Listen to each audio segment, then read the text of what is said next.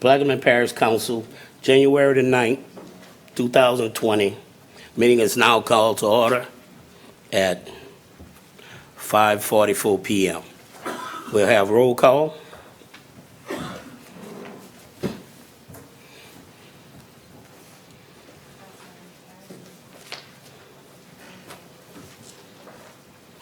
Let the record show that every council member are present. Before I start the meeting, I would like to thank Mr. Boo Black for his hard work and dedication and leadership for the council and the people of Plaquemine Parish.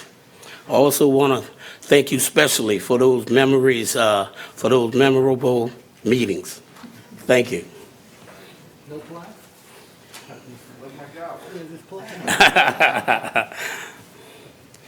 We'll move to item 10A1.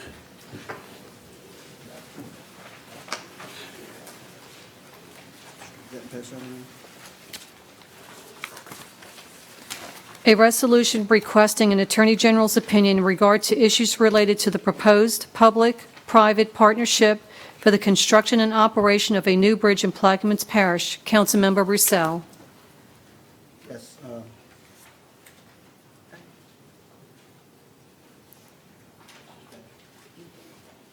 Yes, at this time, I seek a suspension of the rules for that item to be taken up today's meeting. The next Yeah. for a second. We have a motion by Mr. Roussel, seconded by Mr. Konovich. Machines are open for the suspension. And the measure passes 9-0. A resolution requesting an Attorney General's opinion in regard to issues related to the proposed public-private partnership for the construction and operation of a new bridge in Plaquemine Parish. Councilmember Roussel. I'll offer an X for a second. We have a motion by Mr. Roussel, seconded by Mr. Konovich. Yes. Could you key in? You have key in? It's on. Okay. Yes, many of you know that we went to the Joint Transportation Committee hearing in Baton Rouge and expressed our displeasure with the toll situation. We were allowed to give testimony this time. Unfortunately, we went up there with a split voice. We had the Plaquemine Association of Business and Industry on one side, and you had the citizens and council members on the opposite side. And as a result of the efforts of some of the PAB members, they recruited the G&O Inc. and other business organizations around to come in and testify, which unfortunately sent a split message to the Joint Transportation Committee. However, during the hearing, it was pointed out by Representative Leopold that he got appointed to an ad hoc position on the committee of some questions that he had been researching. One of them was whether or not this was going to be a bridge owned by a private entity or by a public entity. And if it would be a private entity, would the bridge be subject to ad valorem taxes? Which means that if it became a public bridge, it would not be on the tax roll. If it became a privately owned bridge, it could possibly be put on the tax rolls. So this was a question presented to the committee. The chairman of the committee, Senator Cortez, said that would be a request or an answer, a question to be posed to the Attorney General. So as a result of that, we move it in the direction of seeking Attorney General opinion on not only that issue, but all of the issues that I will read real quickly. What provisions of Louisiana law authorize the public-private partnership being proposed for the construction and operation of the new bridge in Plaquemine Parish? Number 2, who will be the owner of the new bridge? Number 3, will the new bridge be subject to ad valorem taxation by the parish or any other taxing body? In number 4, if the answer to number 3 is other than unequivocal yes, what provision of the Louisiana Constitution authorizes such exemption? And number 5, will any person or governmental entity have the authority to levy a toll for the use of the new bridge? Number 6, if the answer to number 5 is yes, please identify who will have such authority and outline any process required for such levy, to include an opinion of the applicability of the Louisiana Constitution, Article 7, Paragraph 2.1. Number 7, if the answer to number 5 is yes, are there any limits on the amount of such toll or the time frame within which such toll could continue to be levied? Number 8, if the answer to number 5 is yes, will vehicles owned by Plaquemines Parish government or any other public entity be exempt from all or any portion of such toll? Number 9, if the answer to number 5 is yes, will any private person be exempt from all or a portion of such toll? And number 10, does the contract relative to the public-private partnership being proposed for the construction and operation of the new bridge in Plaquemines Parish create public debt for the state or any other public entity, and will such contract require approval of the State Bond Commission? And number 11, is the private entity in the proposed public-private partnership for the construction and operation of the new bridge in Plaquemines Parish required to be a Louisiana licensed contractor?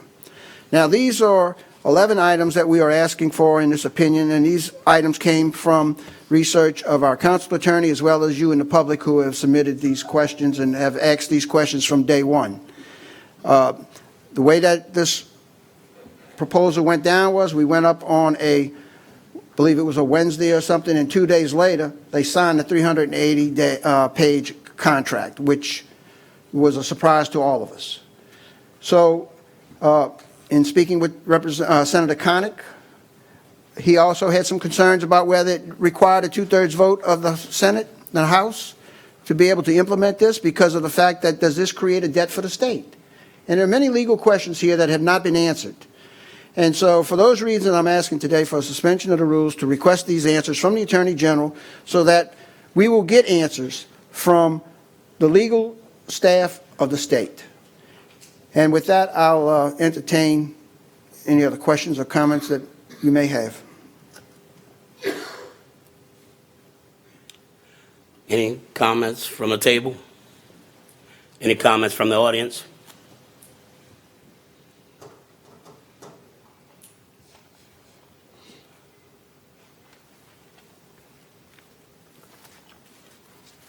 Again, I'm Donald Valle, 109 Nancy Court.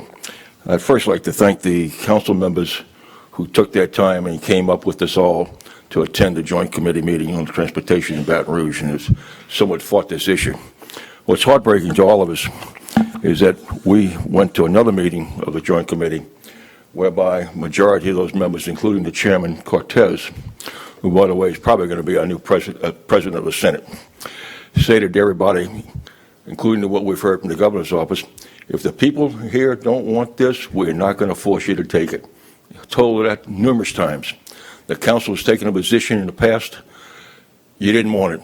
You didn't want it if it's going to cost a toll and the devastating effect it's going to have on this parish as far as economic development. Well, the second and third proposal came back and forth, which none of you all, as a council or the parish, got involved in negotiations whatsoever as to what those terms were going to be and who was going to be affected. As it turns out, they kind of lowballed everybody. They made a backdoor run with PAVI, so they're going to get some tax credits and all this foolishness, which is never going to come about. They lowered the prices of what the people will pay, the individuals, but yet anybody that's not a resident, medium-sized trucks and large trucks are going to pay a huge toll at what's going to happen to this.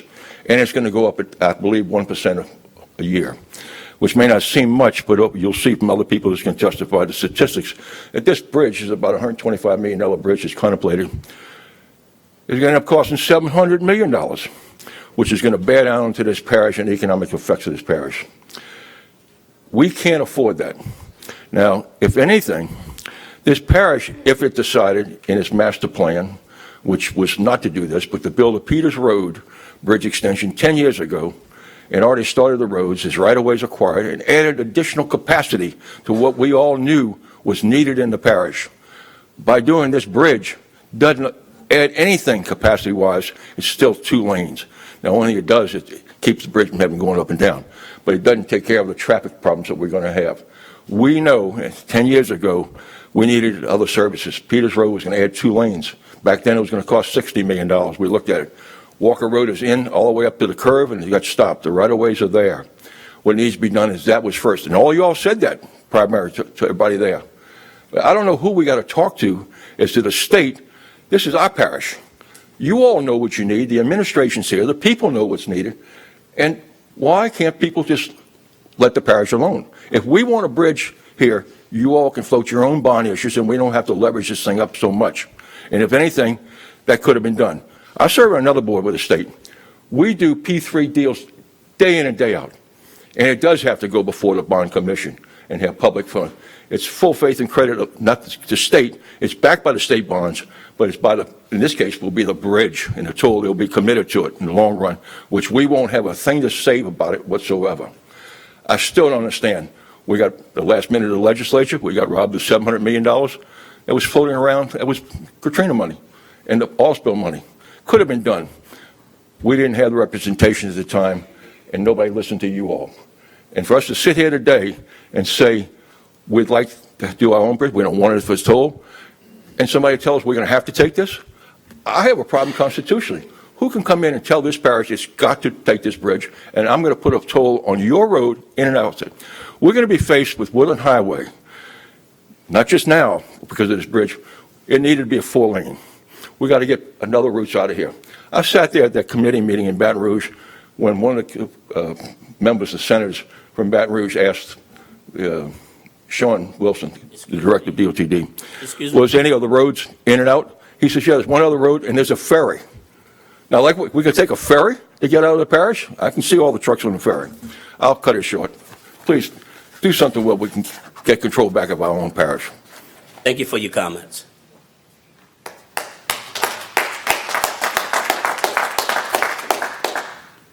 Hi, everybody. I'm Denise Buford. I live at 12194 Highway 23 in Belchase.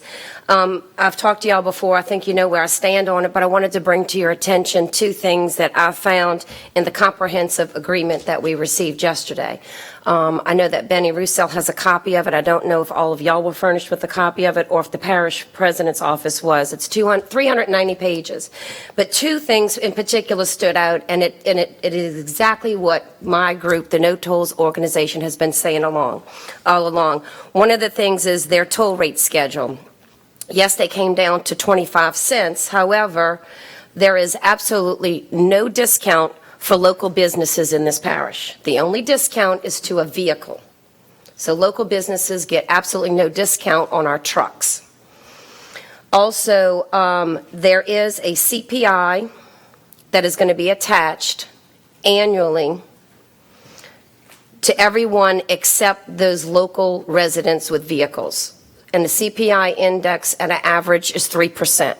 So not only will the tolls increase by their penny on vehicles and a much higher, and a penny every year, you'll also have a 3% CPI. They had talked to us about getting rid of the CPI. They didn't. Okay, so that's very important to know. The other thing was, as an Exhibit C in the document, and Exhibit C is called Windfall Proceeds Payments. And guess what that is? The amount of money that the state is going to get. So not only is the state going to be free and clear of this bridge, have absolutely they're going to pay not a dime to build this bridge, not a dime to tear the old bridge down, not a dime to close the tunnel. The state is going to profit off of our taxes, off our tolls. So this section right here has a nice little spreadsheet that says how much they plan to collect. And the state gets a percentage. And the more they collect, the more the state gets. So in Tier 1, the state does not get any percentage. When it hits Tier 2, the state gets 12.5% of the profit. Tier 3, 25% of the profit. And in Tier 4, 50% of the profit. Their final number in year 30, the amount of tolls that they believe they're going to collect is $7,748,168.885. $748 million is what this company and the state of Louisiana is going to take out of our parish and our businesses and the people that do business here. And this money, this 12.5%, 25%, and 50% of proceeds is going to go into what they call the a proceeds escrow account. And nowhere in this document does it say what the state's going to do with it or what they have to do with it. So it's not coming back to this parish. DOTD is going to have a payday on the tolls that they collected off of this bridge. They have foboozled us, and they have walked over us, and it is time that this parish government and the citizens of this parish not only stand up, but we scream and stop them. To me, it's criminal. And I don't know how PABE, who says they represent the businesses of this parish, could have possibly come out in favor of this, because this is going to hurt the business of the parish, absolutely devastate us. Thank you for your time, and I'm sorry for my aggravation, but I really believe wholeheartedly that this is the worst thing that's going to happen to our parish in my lifetime. Thank you for your time. Hold on, Dr. Gouy have a question for you, please. Denise, I'm going to ask this because Give him the you've mic. already made it public in some forums. I know your business, I know where it is. Done some numbers, the cost to your business.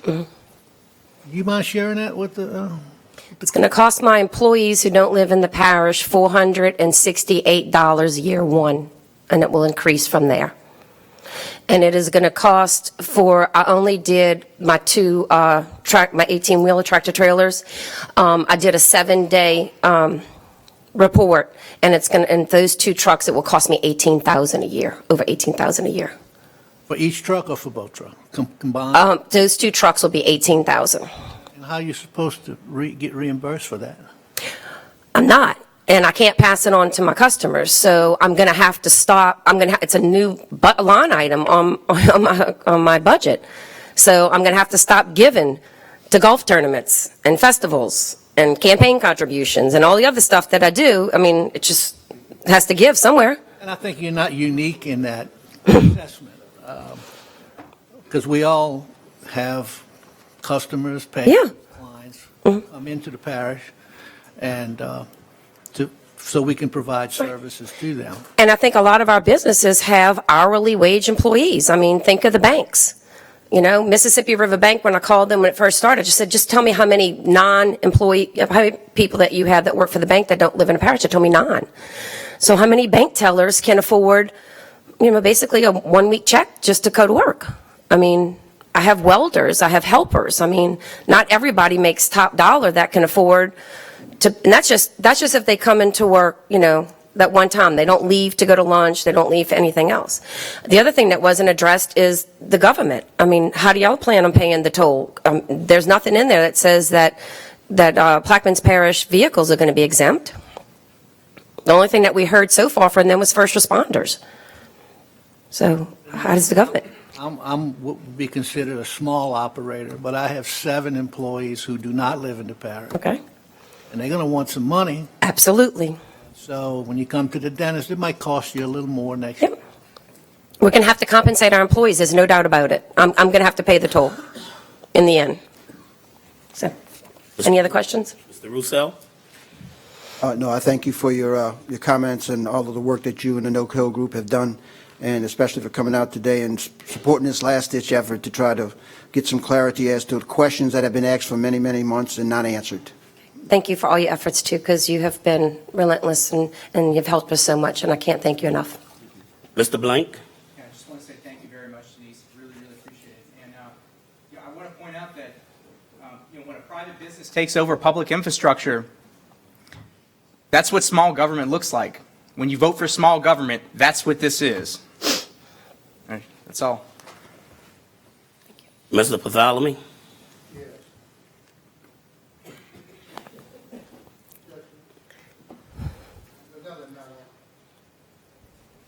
Hit him down, he'll get on. Same concerns. I'm not in favor of any toll.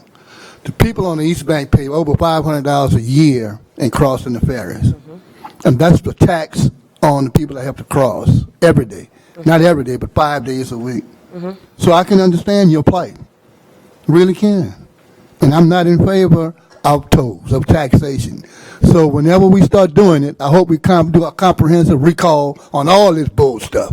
Okay. That's all I have to say. Mr. Konovich? I'd like to thank you and the No Kill Group. I didn't want to say the other word.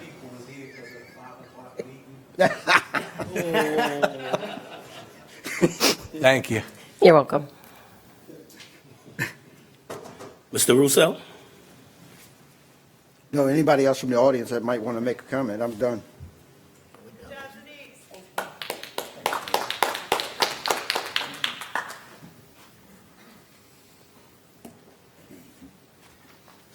My name's Donald Landry, 12210 Highway 11, Bell Chase. I'm part of the No Tools group. In the beginning, handed out a comparison on the no tolls and what it would impact this parish.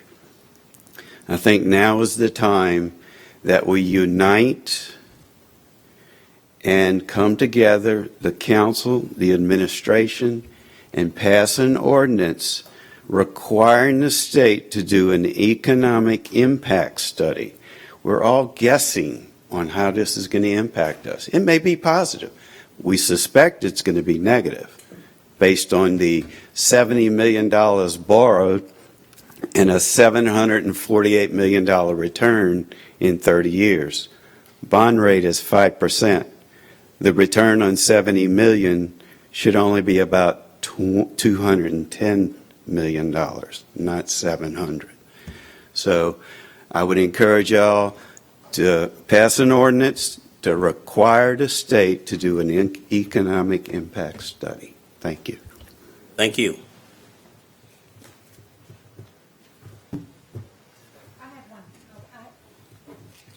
My name's Mike Scorsoni, 150 Adam Drive, Bell Chase, Louisiana. First thing, I want to thank those of you who helped us, took the travels to Baton Rouge and sat through the JTC meetings. Really appreciate that. In my hand, I've got the comprehensive agreement, 390-something pages, as you can see. It's tabbed, and they got markers and everything. I've been through this. One of the things that I'm not going to discuss a lot of things that, other people have spoken about, but one thing that is explicit in here is that Department of Transportation can use the windfall, the tiered amounts over the windfalls any way they want to use it. They can buy down the CPI with it. They can essentially lower our tolls, but it's not explicit in here if that's what they're going to do with it. They can also use it at their discretion, however they want to. Now, let me ask you a question. You think the Department of Transportation that is in debt or has a debt of projects in the, I believe, almost $14 billion they stated, do you think they're going to use that to buy down our tolls? They're going to use that money for projects elsewhere in the state. We'll never see a dime of that money. That's the first thing. Let's go way back to the first meeting we had back in May when the Department of Transportation got with us to tell us about the toll rates. Okay? This is where I think we have a partial failure of our representation. At that meeting, if I recall correctly, one representative, Representative Roussel, got up there and spoke in opposition at that meeting. Because right there he saw it was a bad deal. Okay? Right after that, the infamous spreadsheet came out. I think everybody has seen that. When we said, hey, this is approaching close to $800 million. Well, guess what? Guess what the comprehensive agreement does? It tells us that we were dead on. We were dead on. That was a bad deal. And we said that back in June. You would have thought that everybody would have jumped on this bandwagon as loud as you could, screaming about it. No, we got wrapped around a toll rate. We looked at this on the micro level. We looked at it at 25 cents or 45 cents. We didn't look at it as 800 million taken out of this economy. Think about it. I want you to think about something else too. We had a representative, our state representative, lost his election, probably because of this. Okay? Think about it. This is going to devastate this community. I've lived this for 6 months. I don't have notes up here because I don't need them. I know these figures. I understand these figures. So now what do we do now? I think it's too late in the game. No, as we said, as people told me coming out of the first meeting back in May, it's a done deal. I think we all heard that. It was a done deal. You know something? No, it could have been undone. But we lost that opportunity. Maybe this will help. Maybe this will buy us time. I don't know. That's all I've got. Thank you. Mrs. Newberry? Thank you, Mike. I appreciate it. Y'all done a lot of hard work, a lot of hours behind this to actually show the public and this board on what this is going to do to the parish. And sometimes it takes numerous of meetings and y'all showing up to these board meetings to get people to understand what this is going to do to Plaquemines Parish. So let's hopefully we can still try to make a change. But thank y'all so much for y'all hard work. Mr. Blank?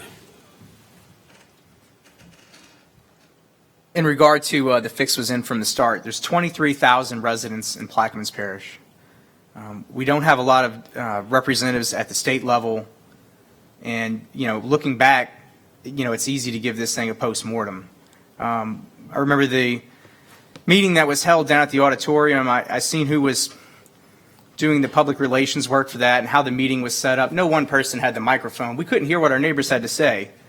All that stuff is very well thought out and calculated to jam projects that are unpopular through. Unfortunately, it's the reality of how governments work sometimes. And, my colleagues did put forth what I believe is a good effort. I wish I could have made it in December. I had the shingles. Sometimes when you internalize this job too much, it affects your health.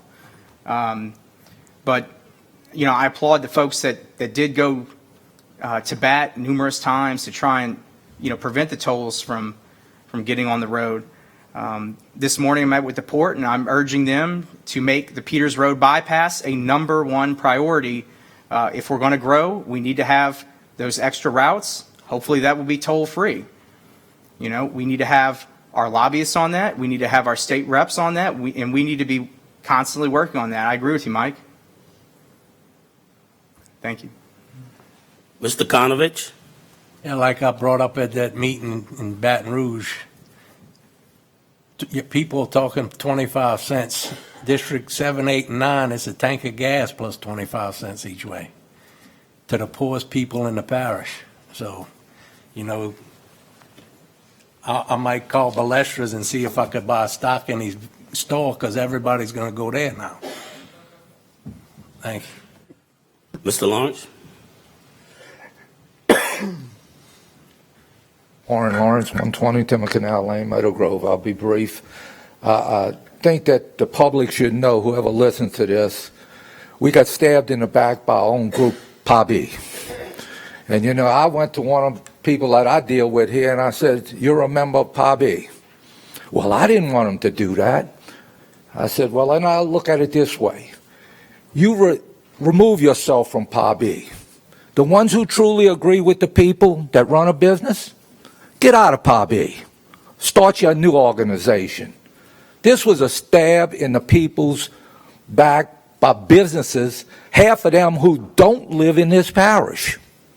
I think it's criminal that they came behind, and I don't know about y'all, I was surprised that they came out and said, every person I talked to that's in PABI, oh, I didn't know that was happening.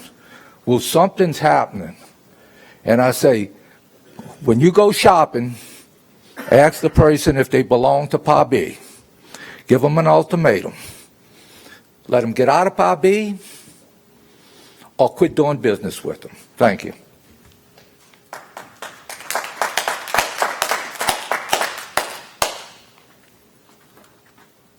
I'm not going to repeat what everybody's said about economic impact or PABI or anything like that because it's been Mike said it best, I think, and Denise also.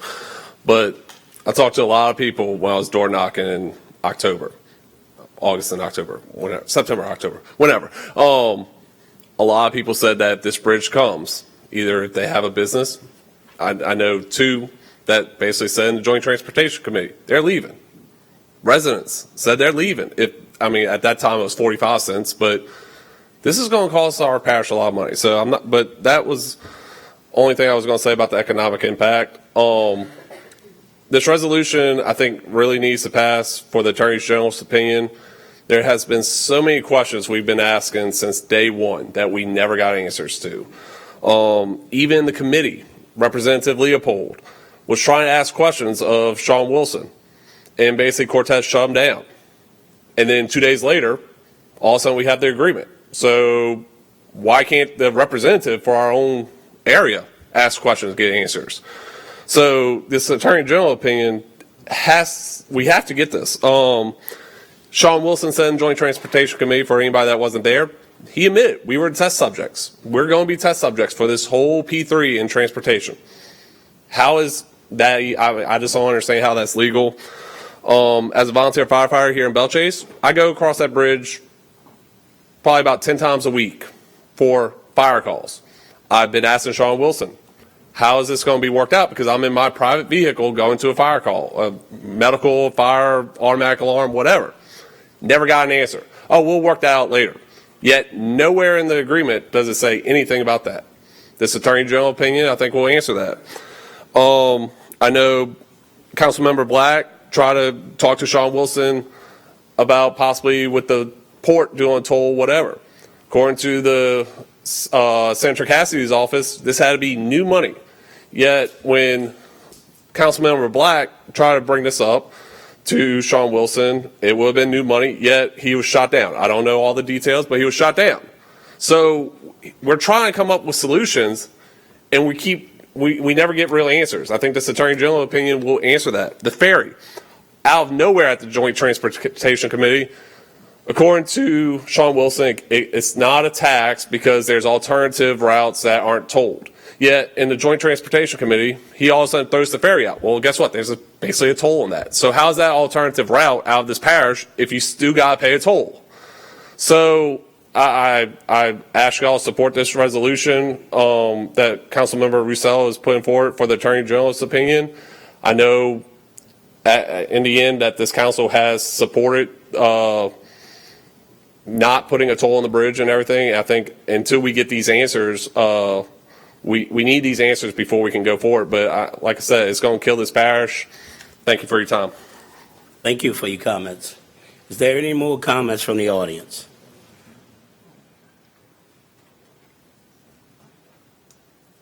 Hi, my name is David Clark. I live at 108 Avenue A in Belchase. I'm also having concerns of POBI going behind the residents of the parish to go against our wishes. It's supposed to be here representing our businesses and our industry, but also they're also residents of the parish. If you look at the members of POBI, probably most of them were against the tolls.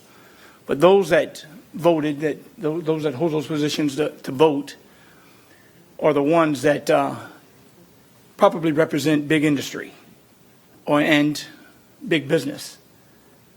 And with that, we're bringing in these businesses, we're giving them tax breaks, tax credits, we're giving them discounts on their, if any, property taxes. But yet, we get no quality of life by doing this. We're having to come out of pocket and pay the tolls, to pay the bridge, to support the industry to come into the parish. Maybe we need to revisit who we're giving these tax credits to and start getting the quality of life that we need and we deserve here in the parish. That's all I have. Thanks. Thank you. Mr. Blank? Yes, sir. David, that 2 industrial tax exemptions are going to be on the agenda next week for consideration, and you're going to find there's some surprising information. We'd love for you to be here to see that. Is there any more comments?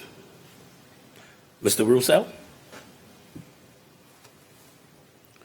To not belabor the point anymore, we're going to go ahead and if this resolution is adopted, work with the Attorney General's department and hopefully get some favorable answers that will throw some questions into the process as well as to the validity of what has been signed.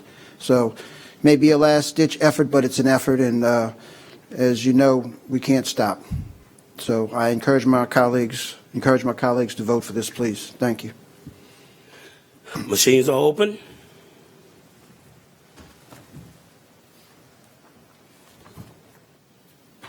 And the measure passes 9-0. Thank you.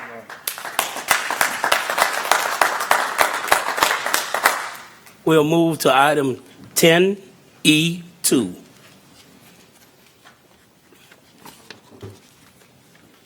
District 5 update, Councilmember Roussel. Number 1, drainage projects, Covert Road and Engineers Road updates. Walker and Bayou Road maintenance, number 2. Yes, I've been getting work requests for the maintenance of Bayou Road and Walker Road for quite some time. Now, for the last several months, it was great. I didn't get any complaints and I didn't get any problems. But as of late, the road has become in deplorable condition. And as you can see by the attendance in the audience, there are many people here that are concerned that their vehicles are being damaged, the school bus is bouncing the kids out the seats, and that the holes are not being addressed. And so, they all have individual stories that they can convey to you about what they've been told and what they have not been told. But I'm here today to entertain their concerns as well as ask that we go back to what we were promised by a previous administration, that we were going to maintain that road on a regular basis. Now, some of our constituents out there have been told that we can't honor a previous commitment from a previous administration. So I'm here today to ask that this new administration commit to maintaining that road on a regular basis, weekly or biweekly at the least. So having said that, I'll entertain any comments from the audience that may want, or if the administration wants to address it before them, that's fine.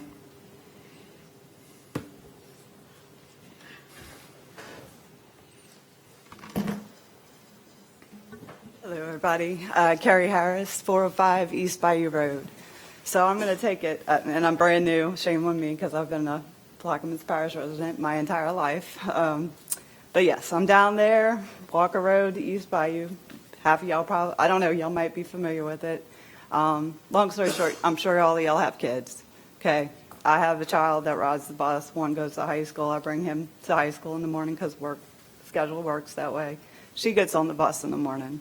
Her bus driver, multiple times since probably the Thanksgiving back to school, has complained about that road. That road is atrocious. The bus drivers haven't slowed down. Today they actually stopped because I think one of the lights was really messed up. I don't know. Kaylee just said bus had to stop again. They have to turn in a driveway. There's potholes on the driveway at Mr. Leo's that, it's getting close to where the bus is going to go into the ditch. There's 3 buses that go this route 2 times a day, right? There's a high school, there's a middle school, and there's the primary/elementary. How many kids are on that bus at a time? It's frustrating because this is a job. It was agreed upon with the old administration, which I understand that this was happening weekly. It was supposed to be happening. We got emails. Mr. Russo, you've been super helpful in all of this because when it gets to the point where we can no longer stand it and folks are not doing their job, we reach out to Mr. Russo and others hoping that something will come up of it. I know the parish is having money issues. I get it, but there's kids on this bus. There's other roads that are being maintained as well. Are those delivering kids back and forth? I don't know all the answers to it, but I do know this one does have children on it. So I'd like y'all to think about it and see if we can make a new commitment to not maybe every week, maybe every other week to have that grader and the rocks thrown out there to make sure they're safe. And it's not just the kids on the bus. There's families back there. There's a community that loves this parish, that is in this parish for that reason. But we're being neglected, It's hard. And, I had to, Monday, so my daughter's bus driver, Shawanda, and I told her, look, if you don't want to take this road any longer, go take the private road. Buccaneer right now is better maintained than our road that the parish is supposed to be keeping up. I don't understand why that is the case. So anyways, I'm not much for public speaking, so I just wanted y'all to hear. I'll let somebody else have it. Thank y'all for listening. Thank you.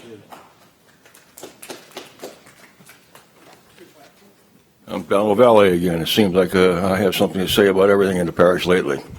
I'm really here to let you know that we have a business, High Point Shooting Grounds. It's been on Walker Road. I've been back there 25 years. I have watched it mature from being a rock road from the Belle Chase Highway all the way back to Buccaneer as it came around. It was terrible. Once the pumping station came in, we saw a great deal of improvement that Keywick and Fenton came in and actually contributed and put more rock on the road, built it with some limestone, and I think bought the parish a grader, motor grader. It's part of a transaction. They would maintain it during the project. I don't know what happened because we haven't seen the motor grader back there. What we do see is whenever we have a problem, we generally call Mr. Roussel, or we'll call the parish cutting grass on the side of the road or ditches, or we'll call the parish maintenance department. And that generally gets everything done. And it's pretty cooperative, so when it gets beyond it. We had a situation right now on Walker Road, when I talked to Benny today, I said, it's deplorable. I mean, it's impassable. I can tell you, if any old one of you, Dr. Gill, you've been down there a number of times. It was pretty good, and it was being maintained. I don't know what happened, but in the last month, I mean, I can't tell you, Gary May, Rubion, the rest of them, they love the road. I mean, we spend more money having our front ends repaired, the body shops with pieces falling off. I mean, it's unbelievable. I mean, I can't begin to tell you how bad it is. We keep them in business with our cars and trucks down there, and we run them with employees. I generally have about 50 to 60 customers a weekend there. This coming month, on the 24th, we're going to have another group. We're going to have 250, 300 people come out there. And we are an ambassador. We're in the entertainment business. We bring a lot of people to the parish. We have a lot of parties that come out here. We do a lot of conventions, and everybody comes out. I hate to let them see that road. I mean, it's terrible. I mean, I don't know what you can do about it. It happened. I know we're here today to talk about paving it. I assume you're going to have that in the budget this year. We can see that money coming up. I might as well ask for it because it ain't going to happen. Put it in tools. Put it with the tools. We'll get it in some kind of way. We'll do that. Walker Road and the bypass road has been a great improvement. All those right-of-ways, I believe, with the Hero family, gave those to the parish and to make this work. So the money's there. The road, unfortunately, needs more rock, unless it's going to get paved. And I know rock costs money. It's limestone. And every now and then, somebody put a little rock on the road, but it's not near enough, and it's got to be done. We, instead of a motor grader, we had I hate to talk about employees, a bunch of amateurs got on some piece of equipment and drug it down the road.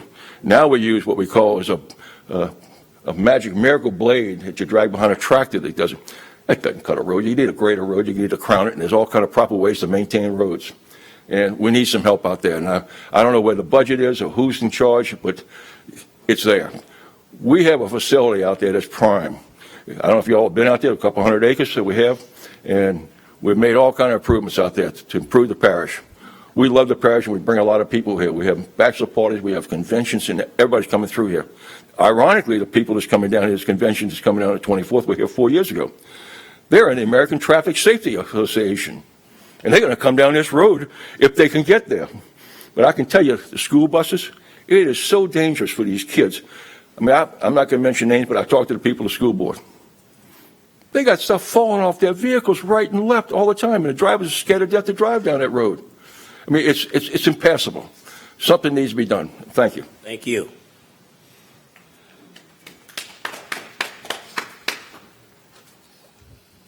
Good evening, council members. My name is Keith Ortolano of 357 East Bayou Road in Belle Chase. A lot of points I was going to bring up have already been brought up, so I'm not even going to bore you with that. I'm going to skip to my end. November 15th was the last time the road was worked on prior to January 2nd. And November 15th, before that, we had to call many, many times, talk to many, many people, and we finally got the road taken care of as it should be. Since then, it hasn't been touched until January 2nd. Again, after many, many phone calls. The problem is we had a grader. The grader was sitting on the side of the road in Diamond, Louisiana, just stored. It's sat there. My wife travels back and forth to Buras every day. She's a teacher. She sees it every day. Up until November, it was sitting on the side of the road. No. Okay, then where is it stored, sir? The grader is in the, it been in the shop for about a year. Now, they are using a So what has it John been in the Deere shop for a tractor. year They for? are using a John Deere tractor with a box blade on the back end of it. But the grader has been in the shop for about a year. And what repairs are being done, sir? I don't know. I'm in the Because same a year is a long situation. time. I can build an entire one in a year. I'm in the same situation you are because I have Grand Bayou Road, I have Happy Jack Road also, but I know the grader itself is in the shop. Now, how long is going to be before it come out? You have any idea, Mr. Scott? We spoke to the company today, Covington Sales. That's where the road grader's at. It's been there a while. It's been there before I got in. The transmission was torn apart, and they were waiting for gears to come in. They got them in, early part of the week. They said maybe in 2 weeks they'll have it together, run it, and make sure it's, operable to be put on the road. So, I mean, we've been using a rubber tire tractor with a box blade. We have 15 roads. We've been down the road. Once we finished Walker Road last time, we graded the Fort, we graded the Boat Harbors and Buras, Empire. We working our way up the road. It's on Grand Bayou Road today. So the next place is Walker Road. And no sense in moving a machine all the way from down the road, come up the road, then move the machine back down the road. Well, then my question to you is, on January 2nd, when we weren't finished repairing our road, they did a little bit of work, but then they took the tractor away instead of finishing the job. That So wasn't that's your the- back and forth that you're saying you don't want to do. That wasn't the same tractor, sir. When y'all called and we got out there on the Friday, we brought 8-9 loads of shells and put on the road. Actually, I counted. It was four loads. I was out there the entire day watching. Up front, we put some more. I got the They did numbers 2 from blocks, my then they department. skipped the problem area, and then they started putting more rocks. And they have not yet to work on that problem area. They just threw a couple of down here, and then they came to the end, and they threw more down. They skipped an entire problematic area where all the holes and the craters are that we're messing our vehicles up on. You skipped that entire area. Let me ask this question. How many graders do we own? One, huh? We own one. And one tractor with a box blade.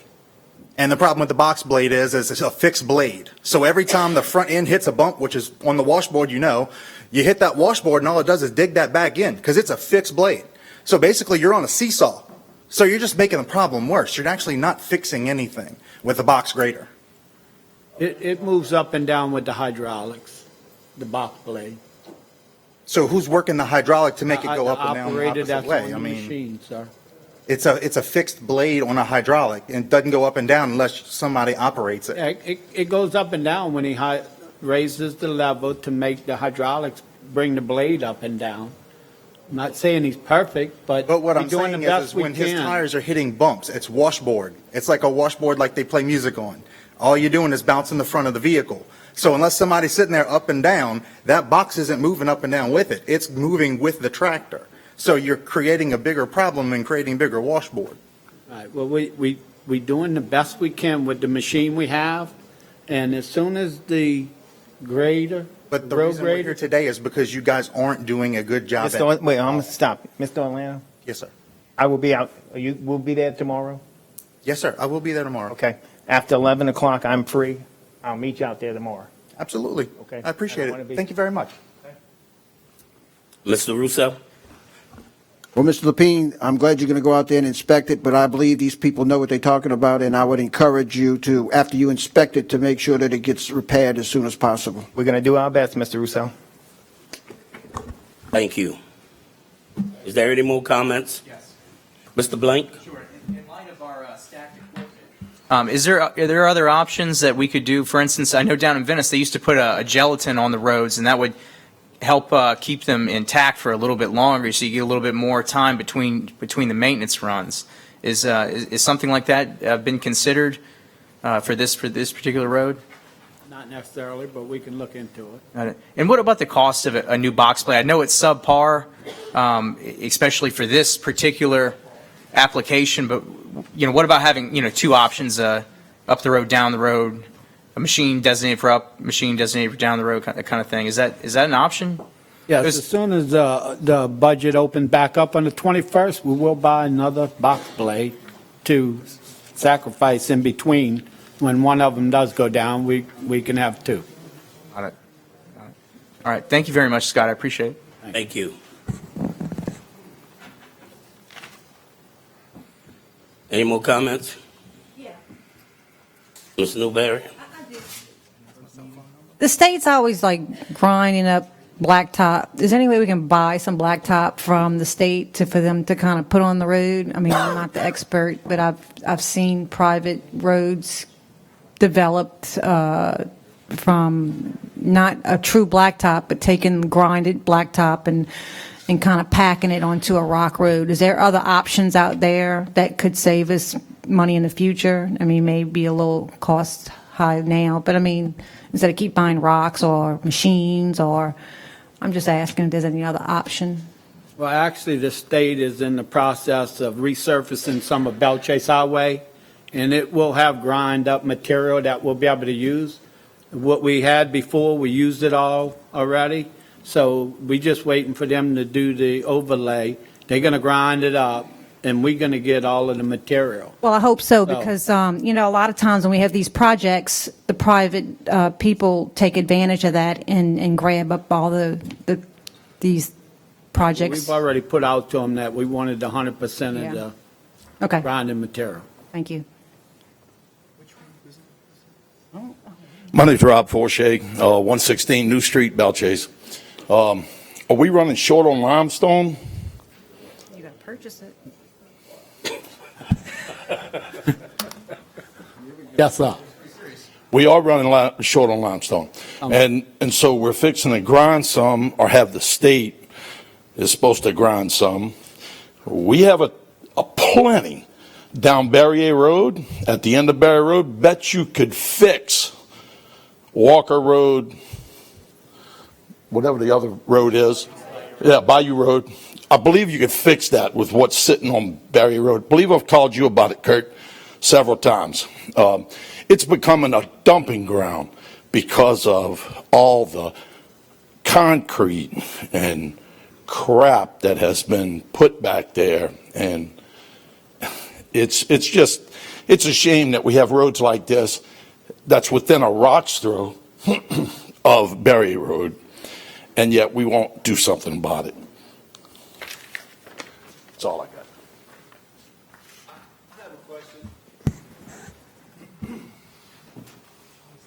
My name is Darren Trusclair from 457 East Bayou Road. I have a question. What happened to the limestone? The limestone. What happened to it? Did we have any? Did we have any limestone to do the road? Did it disappear, or We have limestone. did you give it away, or what happened to it?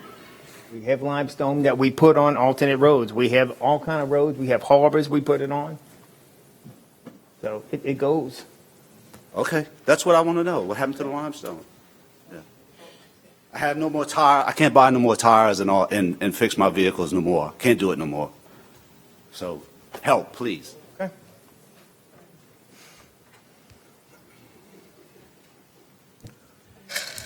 You're going to keep it short? Very short. Let me just caution you about using your crushed rock. Since I've been back there, they've used it twice, long before your own administration. And basically, they call it concrete rewrap. And what they do is they bring in, the problem is they didn't separate the steel out the concrete, and all we did was have flat tires back there for years, and it goes on. You got to be cautious what you're buying. If you want to use some asphalt, recycled asphalt, that's fine. You want to use the concrete riprap, that's fine. But I think you're going to find your limestone's your best buy if you buy it, like Keywick and all the rest of them did, in a full barge and bring it in down the river and stockpile there as opposed to stockpiling by us on the little canal road. That's all. Thank you. That's it, Mr. Russo?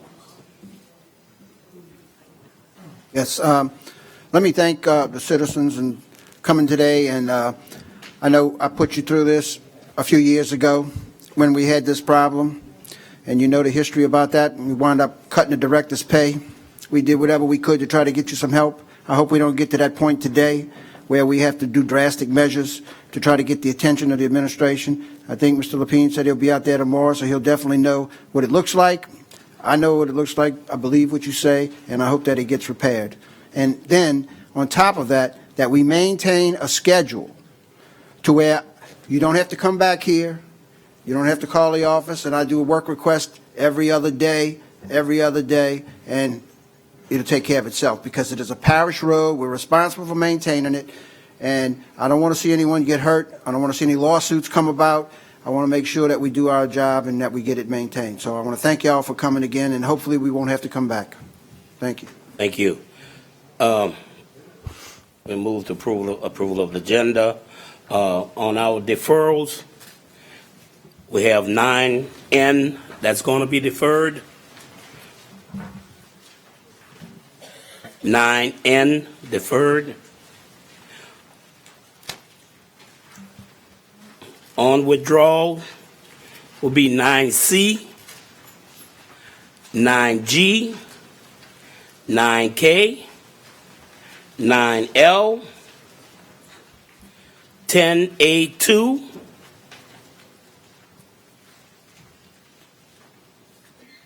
and 10B1.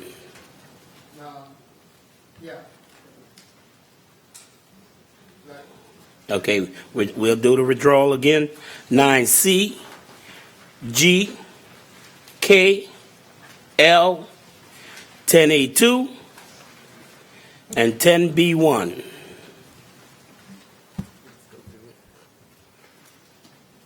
We'll just one deferral, that's correct. We'll move to item 2. Executive session? Executive session 2A, Carol Arsenault and Rhonda Arsenault versus State of Louisiana and State of Louisiana through the Department of Transportation and Development. Case number 56-611, 25th JDC, Division A, Attorney Rennie Burris II, Councilmember Blank. B, Denisha Flores and Merlin Flores Jr. versus Orban Martin Tinson Jr., Plaquemines Parish Government and Cannon Cochran Management Services, Inc., case number 63-779, 25th JDC, Division A, Attorney Jacques Touzet, Councilmember LaFrance. C, West Feliciana Parish Government et al. Versus State of Louisiana et al., docket number 661532, Section 25, 19th JDC, Parish of East Baton Rouge, State of Louisiana, Councilmember LaFrance. D, Venice Dredging Project Bertucci Contracting Company, LLC, Crosby Dredging, LLC, and any other parties necessary to force project completion, seek monetary damages, and any other legal remedies permitted under law. Attorney Jacques Touzet, Councilmember Kognovich. We have a motion by Mr. Konovich, seconded by Mr. Albro. Is there any questions or comments? Machines are open.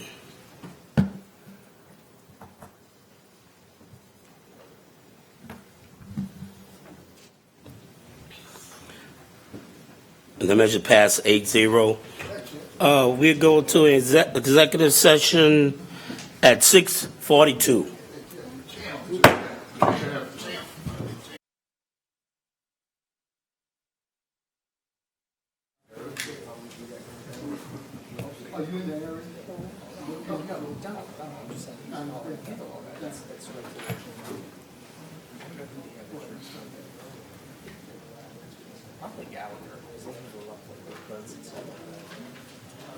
How late the C train stays on? How late the C train stays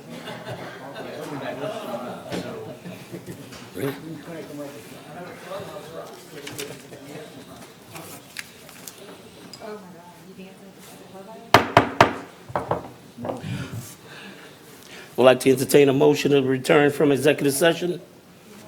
We have a motion by Mr. Konovich, seconded by Mr. Blank. Machines are open.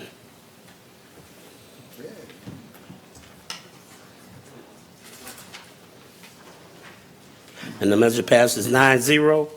We returned from executive session at 7:18. No final or binding decision was made in executive session. At this time, I also would like to defer item 9A5.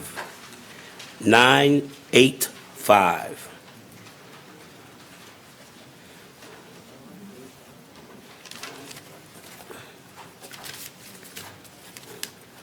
We'll move to item 9E.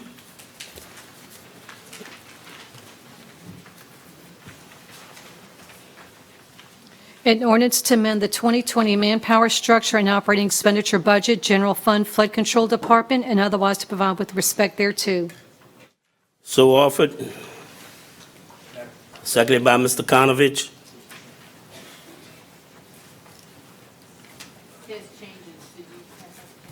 Let's see, hold on.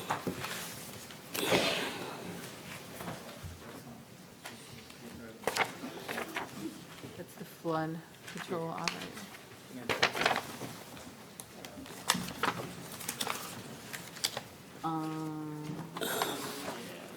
Yeah. Do you need it? Do you have it?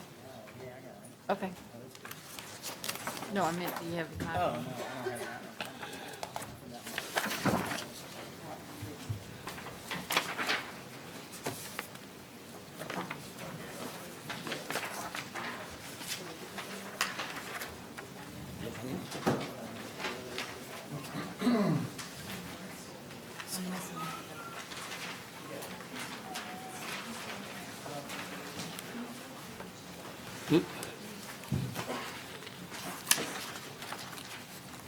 We will offer it with changes. Ms. Markout.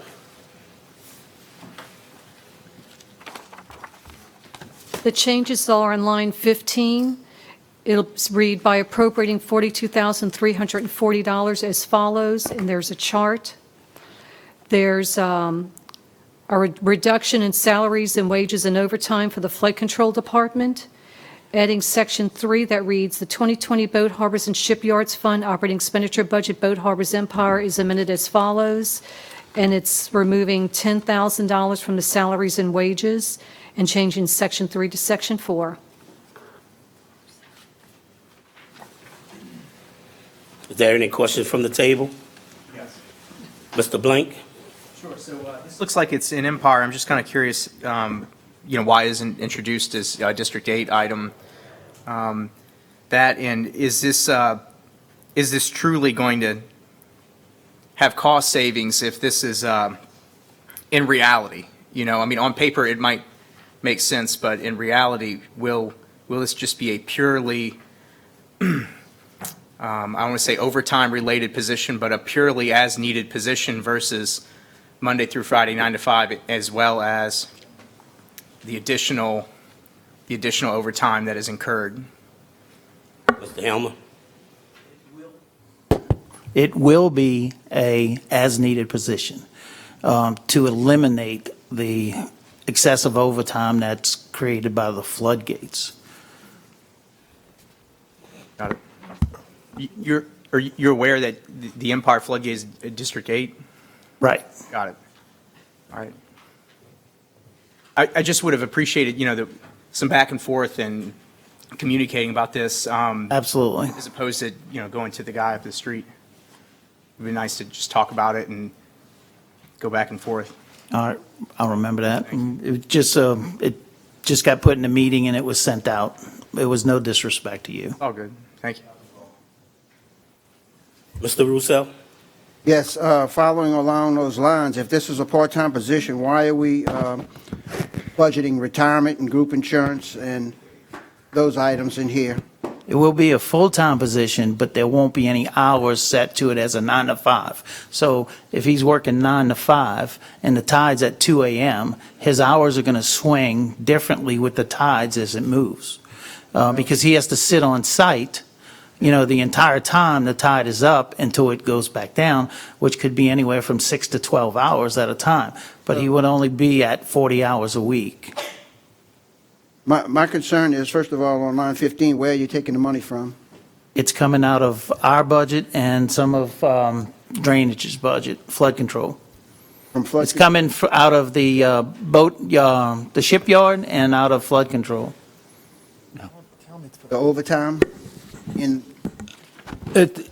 flood control? It's also for, the Corps is turning over the floodgate at the river on the outside the locks.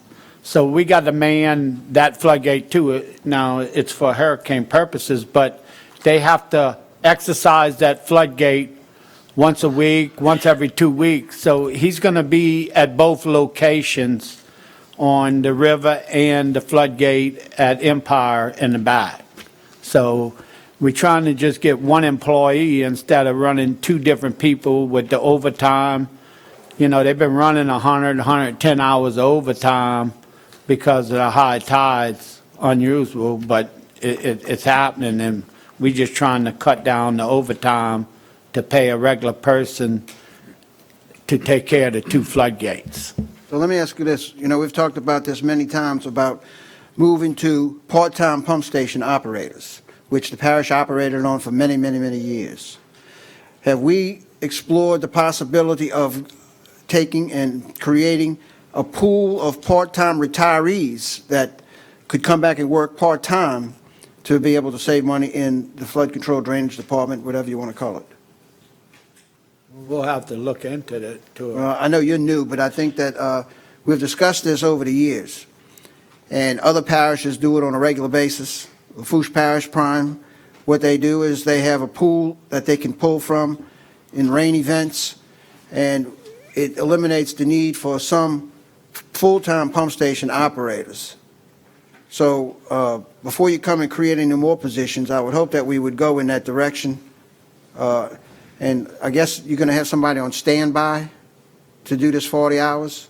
Is he going to get standby pay?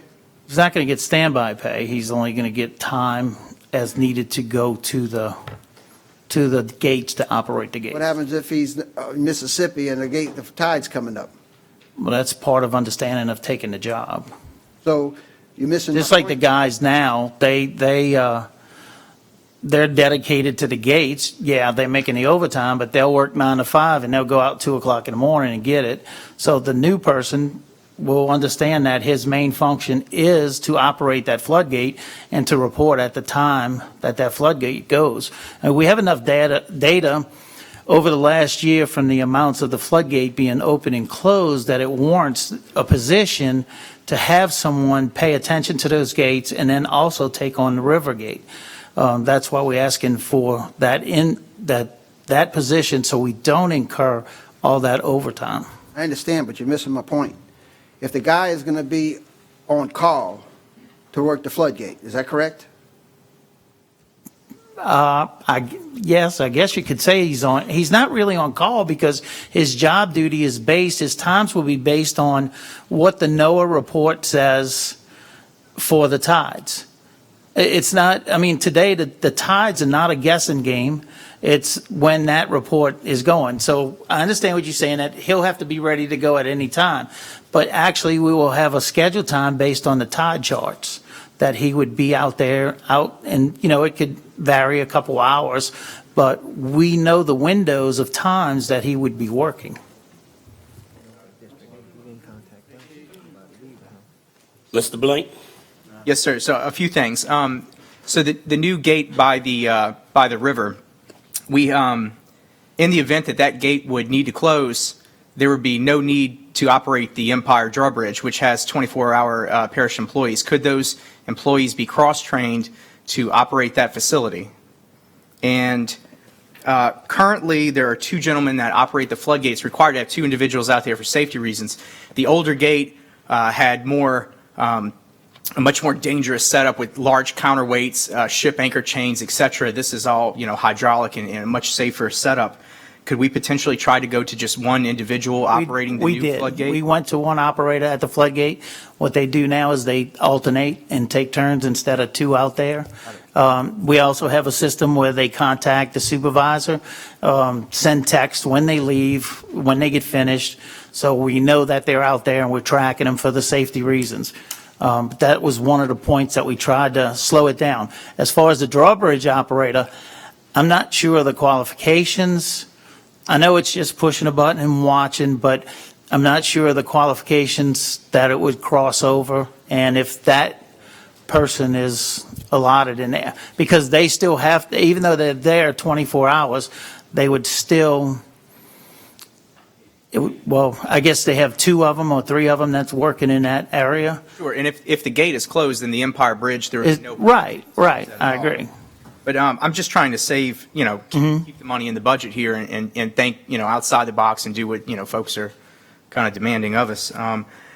So, for instance, in the wintertime, tides are, historically low. There's, north wind blowing a lot of the water out. What sort of activities would you have this individual doing when the tides are forecast? He would be working with flood control and drainage at that time when the tide, I know what you're saying, that week when the tides are flat, he would be working with them. Got it. Okay. Thank you. Mr. Roussel? I'm going to say this one more time. We're operating right now with a $10 million one-time funding source to balance this budget. Next year, we're going to be $4 million less than what we have today. So I see there's about a $250,000 worth of payroll being added today if we approve all of these positions. I don't know where we're headed without getting some creative thinking around here, how we're going to balance this budget down the line. And if we are waiting on Venture Global to come in and pay a bunch of taxes, that's a wish. It won't be ad valorem because they got the 10-year exemption. Perhaps we'll get a little sales tax if AJ gets up back there and does some work for us. Other than that, we're really loading the wagon. So I know it's nice for y'all to come in and want to reinvent the wheel, but I think you need to take some spokes out. Well, with the shipyards and the boat harbors operating in a deficit capacity, it really just piles us on. We are working diligently to clean those areas up, to bring them up to, a very good peak performance. But we also have to balance that money that comes in can also offset our labor costs. So we would like to see that, like you say, outside the box, we'd like to see that all operate at a zero cost to the parish and provide a good product. But currently, we're not there on the business model. What happens if this doesn't get passed? We will continue to incur the high overtime. Would there be any training of those bridge operators? Would it be like a good faith effort to try and do some cross-training? We can review it. Yeah, we can definitely look at it. And one thing to know, this NOV 14 is new. We don't even know, the Corps hasn't even turned it over yet. So we don't even know all what's required for, or what kind of certification or anything is needed for that. So it's a little premature to be able to answer that question until we fully know. But we will. Mr. Konovich? Talk about the deficit. Have we done anything to get the $700,000 that's owed to us? Yes, we call in and sending out letters and working with everyone. We've collected over $60,000 in boat harbor fees in December. That's the bad debt. Jump change that you collect. And what about the $115,000 that we owed? Did we do anything with that one? One organization owes us $116,000. Well, some of that is under review right now. There's some different leases and different contracts that are being reviewed, and that will be pursued if it can be pursued. A lot of that you see on that, the bad debt report has been left on the books for some unknown reason, and they just continuously bill these folks that are not there. Okay, there are some squatters, there are some people that are behind, but this is pretty big, and you just can't snap your fingers and get it, fixed the first time. But we are digging deep and deep and deep into it. Like I said, you going after the commercial fishermen who owe small amounts. I want the big amounts. This group built a lodge that's over $1 million at another marina. Well, I mean, all of them are equally important. I mean, it takes a lot of crumbs to build a cake, so we need to get them all together. They're ready to eat. let's stick to the item. Mr. Black? Yeah, I can't support this at this time. I would like you to maybe defer it and like Mr. Roussel, Mr. Blank just mentioned, come up with a plan to do some reorganization, some cross-training. I've been banging that drum for the last 5 years since the first day in office. We went from $100 a barrel down to 35. We're in a crisis. We've been in a crisis. And Mr. Lapine was on the council, so I'm not even sure why these positions keep coming up. I'm not going to vote for any more positions unless they're critical. And I'm going to ask, I think he asked Mr. Lapine, is this position critical? Is it critical to you right now? There's no other option, any alternative to cross-train, to maybe have people do multiple jobs? Is there any other option? If this is critical, you tell me it's critical. Well, right you. now, my staff at the boat harbors, they handle the boat harbors, they pick up the boats. We have 5 boat harbors. Well, these are the folks that are operating the floodgate also. They're doing 3 different jobs right now. So they are cross-trained and doing the different things. I got guys that pick up these boats for the yard. They also maintain the harbors, and then they work the floodgate. So it's not that we don't have them cross-trained. It's that the amount of overtime is killing them.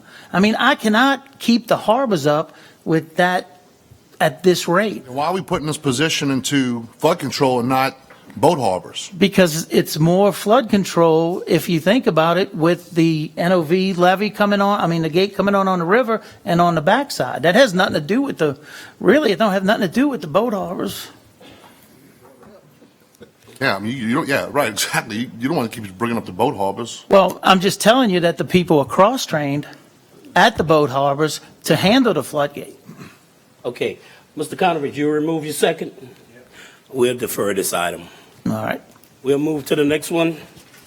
Item 9F. An ordinance to amend the 5-year capital improvements plan Walker Road Boat Launch Project and otherwise provide with respect thereto. Mr. Roussel? Yes. Yes. Mr. Roussel, we have a second? I'll second it. Mr. Roussel? Yes, what this is, it's a $250,000 grant to be able to do improvements to the Walker Road boat launch. This is something that was announced a year or so ago, maybe more, and I guess we're now appropriating the money. So do you know where we're at as far as having an engineer design the project and moving forward with it? All the IGAs have been signed. Everything's been put in place. We have not selected an engineering group as of yet. Okay, so are y'all going to follow the ordinance to solicit 3 firms and present them to us and then approve them? We will make that decision. I suggest you read the order that was issued today. Okay. And, you know, if you got a decision to make that's adversary to the council ordinance, then I think we should know about it. Okay. Noted. Okay, any more comments? That's all I have. How you want to move on this? I'm going to move forward. Okay. Any comments from the audience? Hearing none, the machine is open. And the measure passes 9-0. We'll move to item 9J. An ordinance to amend the 5-year capital improvements plan, Jesuit Bend Water Main Crossings Project, and otherwise to provide with respect thereto. Mr. Konovich? We have a motion by Mr. Konovich, seconded by Mr. Blank. It's fill in the blanks.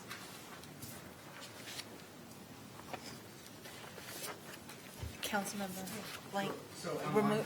13, I believe. Wait, you need Wait. to remove your second. I'm sorry, I will remove my second. then. Right, and then now read the changes. And I'd Thank like to you. offer the changes. I mean, fill in the blank. So, 14 here, in the blank, please put waterworks and sewage fund, unreserved, undesignated fund balance.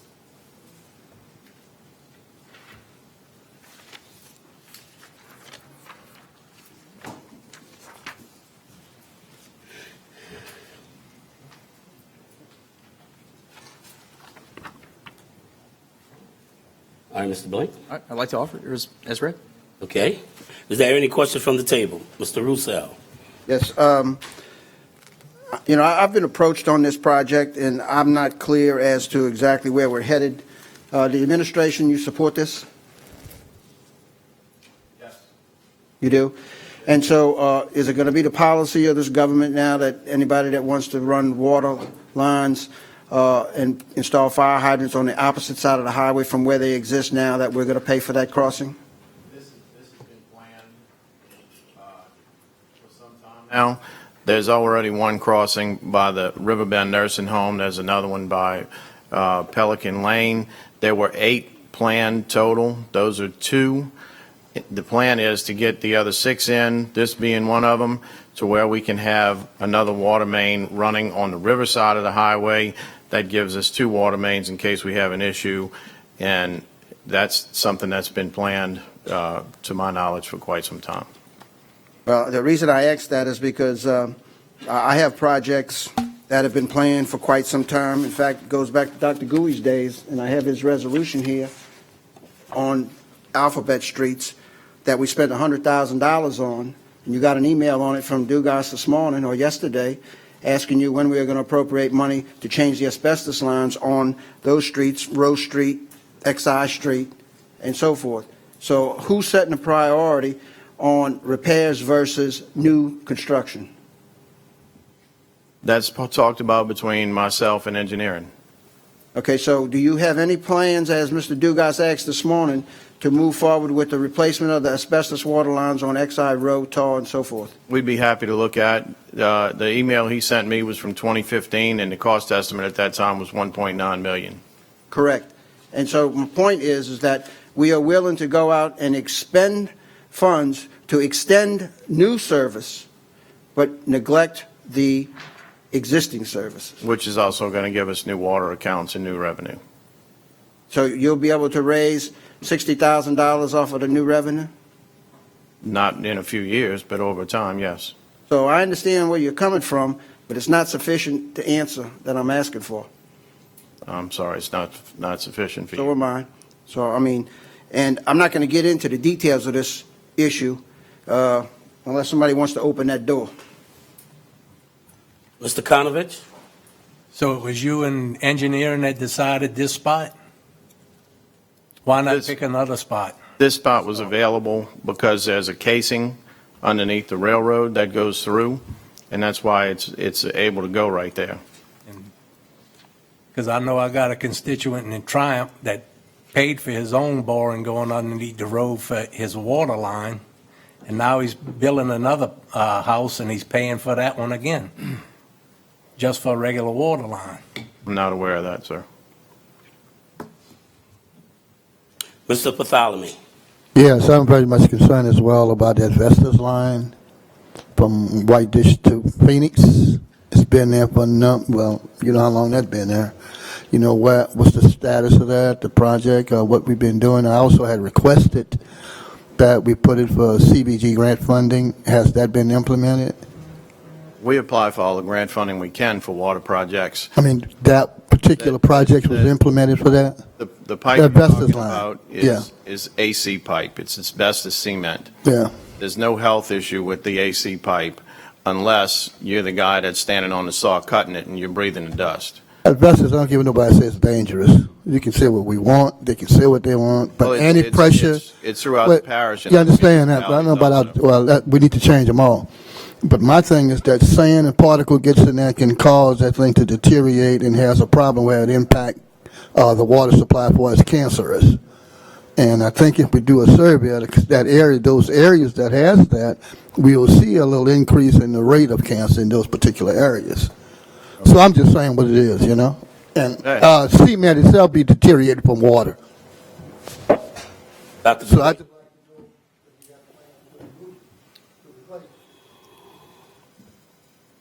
Not at this time.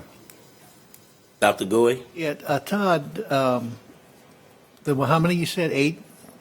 8, 6 spots, 8 spots? 8 spots. Yeah, and why was this spot picked over any other spot?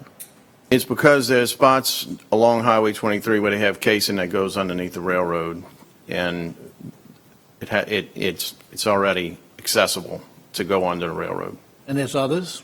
Yes, sir. And this spot is because, this one particular spot, I don't think, there's others that have the casing? I believe so. Yes. the only one with the casing? No, this is not the only one with the casing. This is one in the casing in this area that's going to provide water to several customers that are going to build in that area. So we had water there before? There were people there before in this location? There was customers before? There's one customer there, the rest of it's open land. Yes, there were customers there. It's going to also provide fire protection.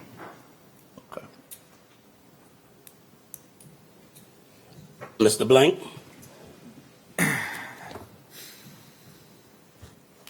So there's a lot of proposed growth in this parish. The elephant in the room might as well be addressed. It's up to this body to decide how we manage that growth. Do we want to have that growth inside of existing and not theoretical levees? Do we want to provide fire protection for that growth? Things are coming to a head. Things are about to be built, and we need to address the needs at hand.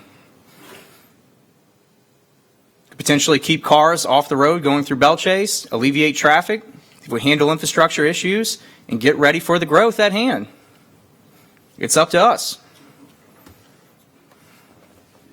Mr. Roussel? So, Mr. Blink, since you put the elephant on the table, let's bite him. Are you going to be able to support water intakes for any of these other people out here that want to put trailer parks in? Because that's the real elephant in the room. Are you willing to say that we're going to put infrastructure in for the developers out there that want to put trailer parks in? Are you willing to say that? Is our industrial impact fee? No, I'm asking you a specific question. Are you willing to support putting water lines, infrastructure in for people who are putting in trailer parks for the development? It'll have to be a case-by-case basis. Okay. Because that's what this is, correct? This is providing fire suppression services for that east side of the road where there's an existing jack and bore project already under the railroad track, and it's near an existing trailer park that is likely to be retrofitted to accommodate the growth that is coming.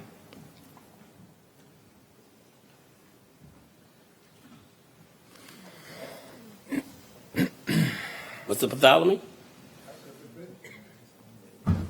We have some serious problems on the East Bank more than anybody with water lines. Serious problems. Can't even put out fires completely effectively. We can't get enough water to put more than one fire truck to the hydrants. That's serious problems that exist. So I'm just hoping that when it comes up that you be willing to support those issues that need to be addressed to provide that protection for the people on the East Bank, especially in the northern end.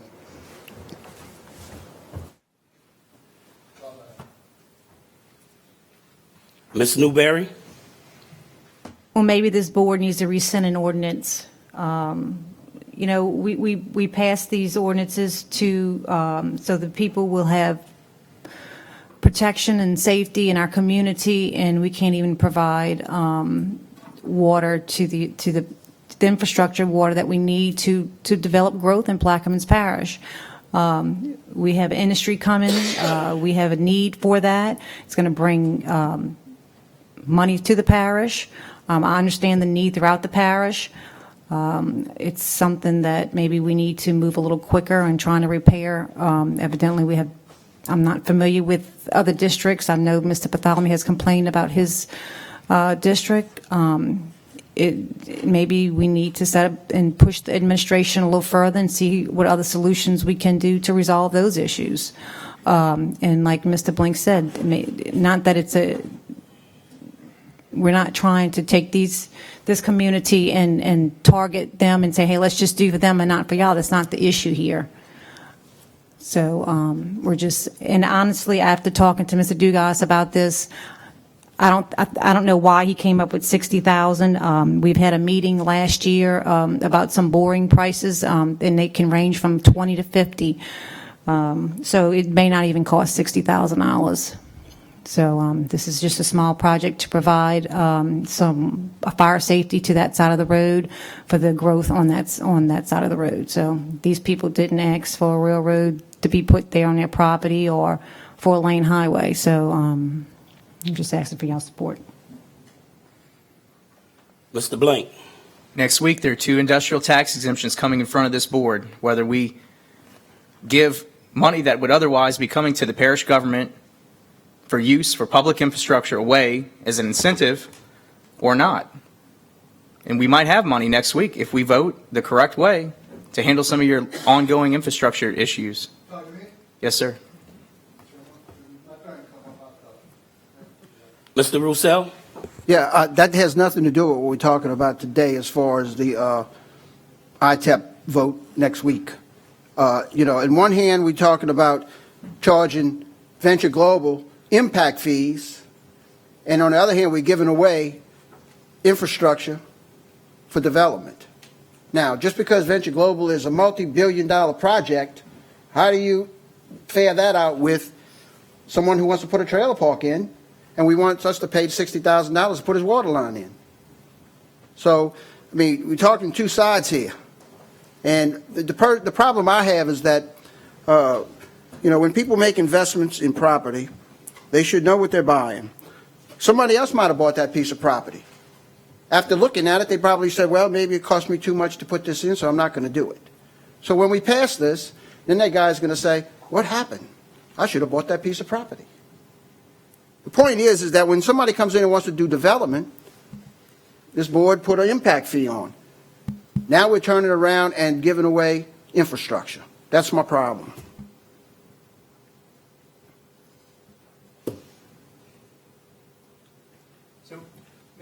Mr. Bartholomew? Yes, Mr. Russell answered the question that's not part of the discussion, but let me say this.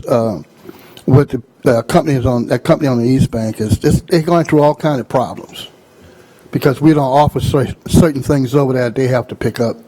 And they had devastating impact from the storms that included over there because we didn't have levee protection. They still haven't overcome those negatives. And yet you're talking about that. So if we're trying to keep them up whole, then we need to put the infrastructure in place to keep them whole, to where we can do things like you proposing to do. But that's another question another day. So that's my point.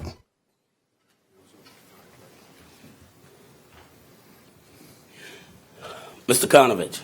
Yes, I introduced this for Richie last week, and we talked, and he wants to withdraw it.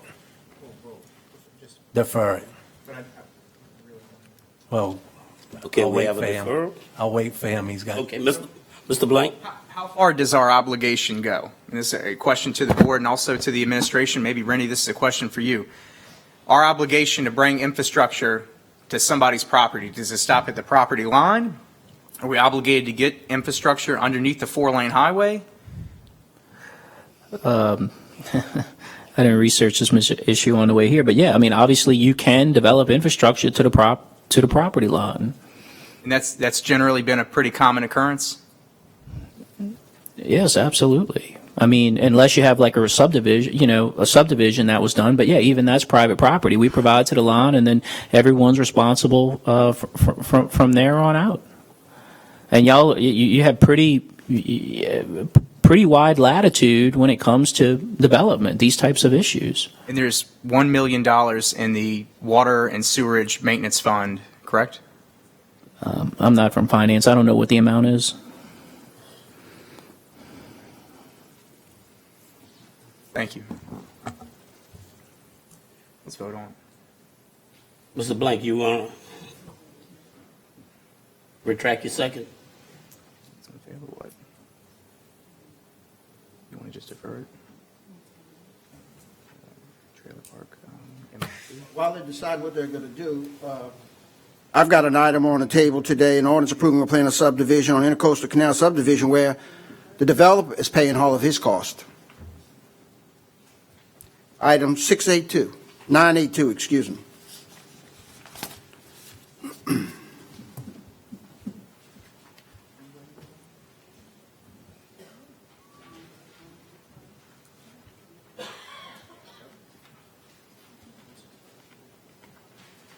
We'll defer. Good. We'll move to item 9M. An ordinance to amend the 2020 firefighting fund manpower structure and operating expenditure budget, ambulances department, and otherwise to file with respect thereto. I'll offer for discussion. Seconded by Mr. Konovich. State. Yes. Mr. Eppley? This is a position for a paramedic that we need for the Woodlawn area on the east bank of the river.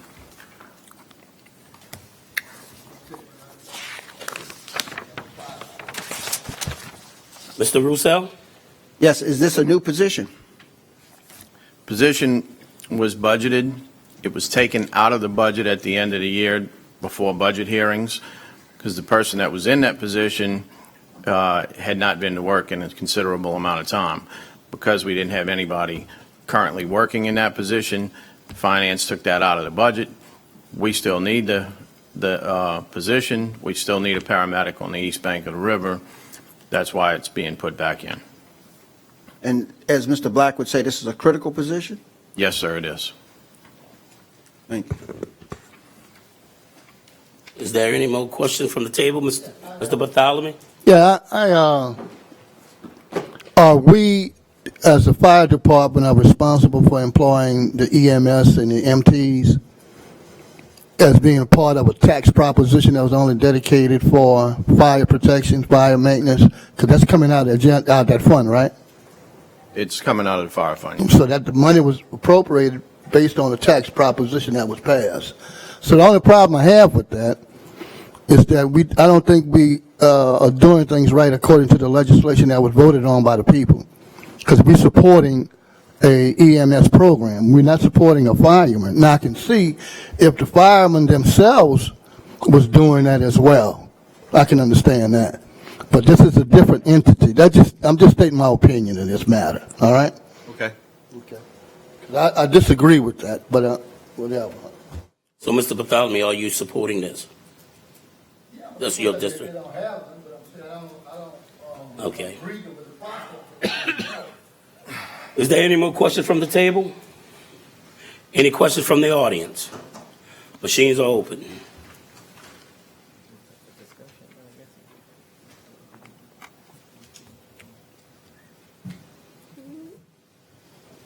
And the measure passes 9-0. We'll go all the way back to the beginning of the agenda.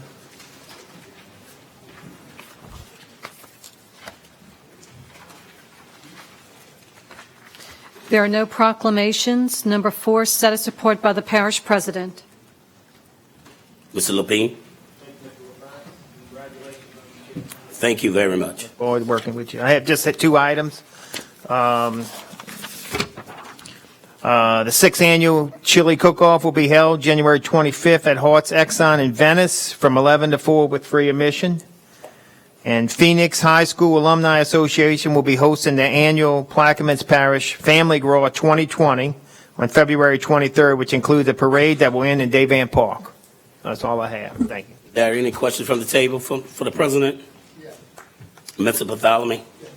Are you aware of any proposed changes in Bel Air subdivision, St. Clair subdivision, come before the zoning board? St. Clair subdivision. Am I aware? Yeah. It's not on the agenda. I'm not No, aware. it's not. That's what I'm saying, because I've been, has a couple of calls came by saying that they're trying to implement this process, and it hasn't came to me nor to the public about having a hearing before it goes to the zoning board. And that's, I think that's a problem. Tomorrow. I'm sorry? I'll check with our zoning board and let you know tomorrow. Yeah, but if it is, I think it's a problem, because we're not following our procedures on that. That's the main concern that I have with that. That's all I have, Mr. President. Thank you, Mr. Bartholomew. Next item. Update by charter directors. Number 1, old business. There is none. Number 2, new business. A, Director of Public Services discussion regarding ferries. Councilmember Newberry. Ms. Newberry?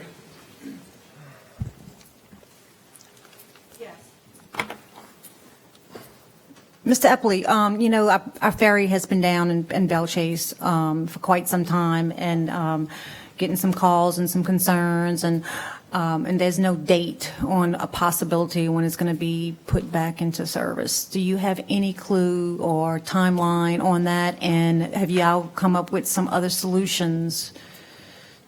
I do not have a timeline at this time. In the update I sent, the boat is currently at the shipyard. It has steering problems. Coast Guard will not let us run the boat with the steering in the condition that it's in. We're having to try to fix it. The boat's at the shipyard. The rudders have been pulled, but it's not on dry dock yet because the shipyard does not have a dry dock available. They are telling us possibly next week we can have the boat up on the dry dock, then we can inspect the rudder shafts and the rudder bearings and try to figure out what the issue is and get it fixed and get it put back in the water. I have reached out to Stephen Sibley with State DOTD. He's the ferry engineer for DOTD. He handles all the ferries in the state. I've asked him if they had a ferry available that we could use. Consequently, the ferry that crosses in Chalmette became available because now the Chalmette ferry is out of service also with problems with dolphins and landing barges, which is the motor vessel Levy.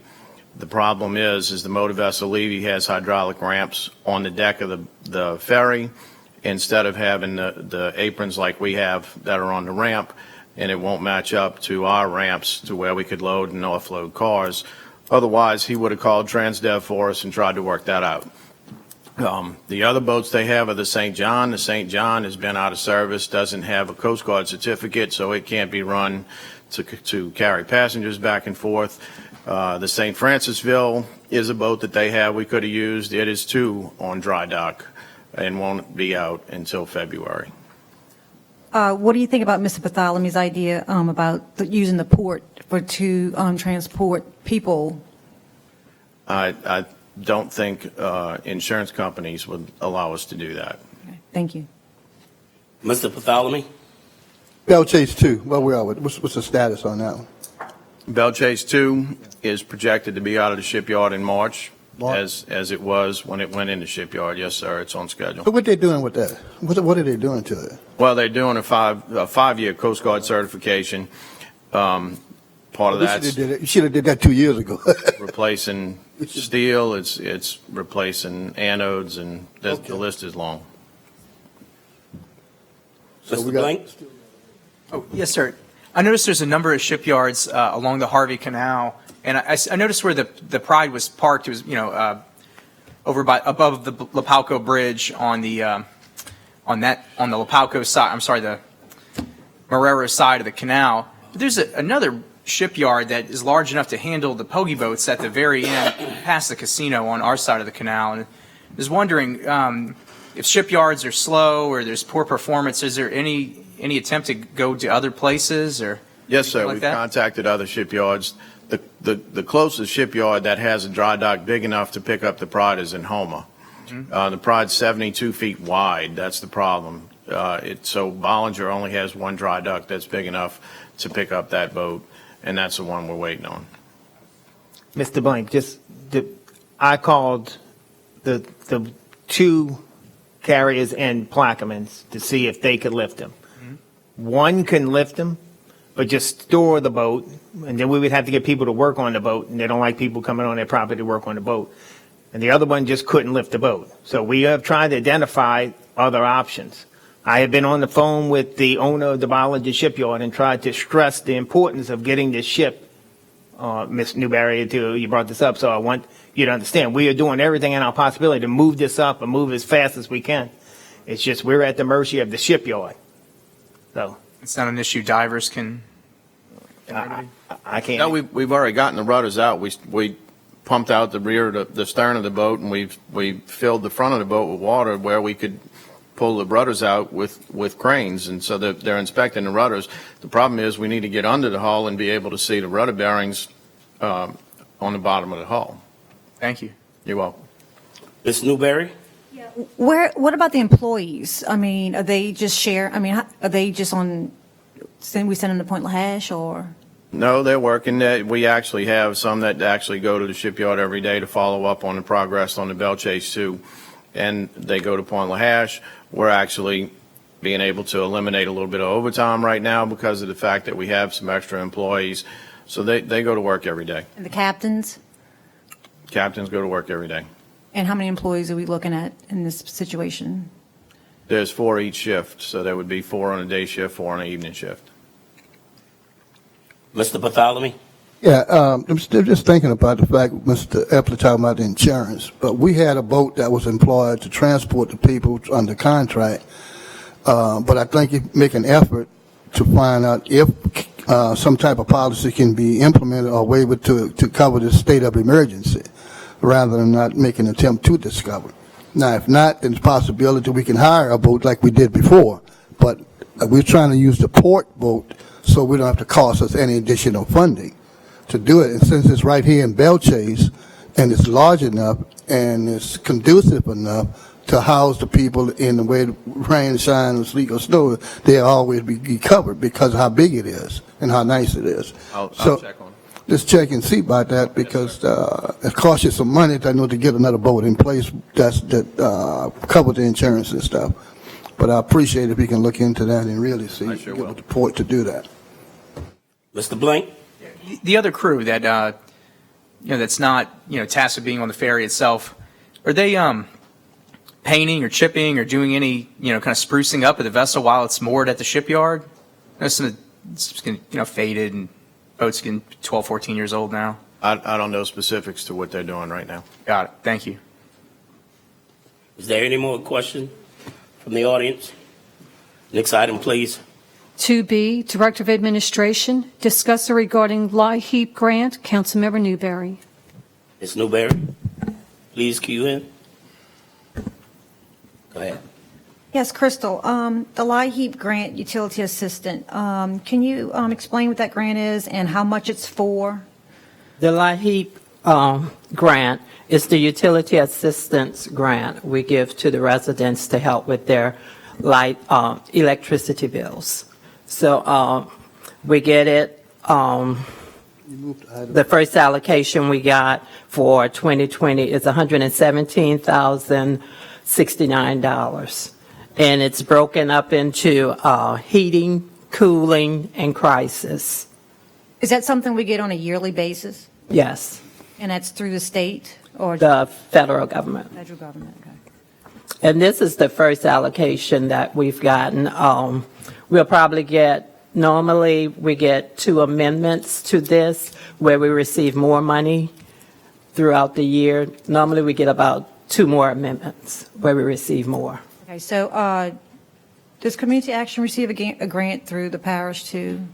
Do you recall? Does anybody recall? No? Okay. I just didn't know it was part of that program. Okay, thank you very much. Mr. Bartholomew? Guidelines are established by the federal government. Yes. That's all. Any more questions? Move to item C. Director of Administration, discussion regarding libraries. Councilmember Newberry.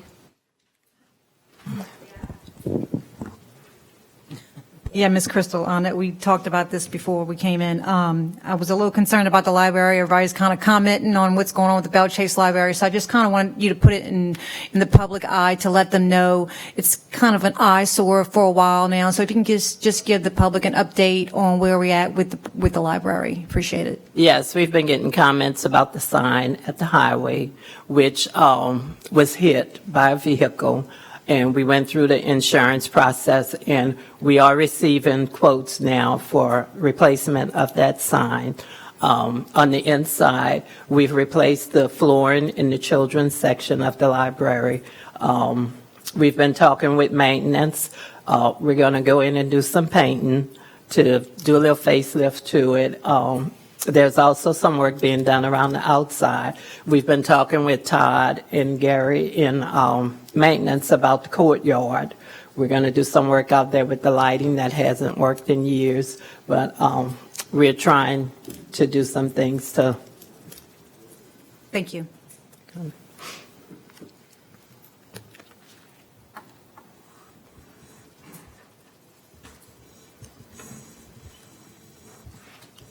Okay, any more questions? Mr. Bartholomew? Yes. Being that we're the only part of Plaquemine Parish that don't have a library, I'm wondering if any way possible that in the future you can help making looking into plans to build one. Since we thought about putting one in the budget in 2015 for $2 million, when me, myself, Mr. Lapine, all of us on the board, we took it out of the budget item because of the amount of money deficit that we had experiencing. And I was wondering if there's any plan to, in the future, which I know there is no money now, about considering the building of a library on the east bank of Plaquemine Parish, which is on the east side of the river. That's all I'm asking. We're still in a deficit, Mr. Bartholomew. Well, I understand that, but I want you to consider the fact that we can make some plans. Mr. Lapine agreed to make some plans to look down the road to build a library, or not. You know, We can that's all I always have. plan. Thank you. Mr. Albro? Yes, just to keep in spirit what Councilmember Blank brought up earlier, the library is in District 3. Ms. Newberry, if you would have reached out to me, I probably could have answered many of those questions. And again, and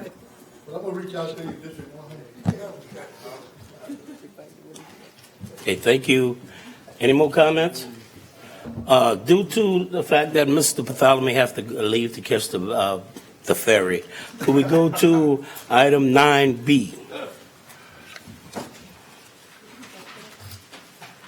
An ordinance to amend and as amended readopt Plaquemines Parish Code of Ordinances, Chapter 12.5, Grant and Aid Programs to annul, rescind, and set aside ordinance number 448, number 498, number 511, and otherwise to provide with respect thereto. We have a motion by Mr. Bartholomew. What? With the amendment? Okay, Yes, as soon as I can get to it.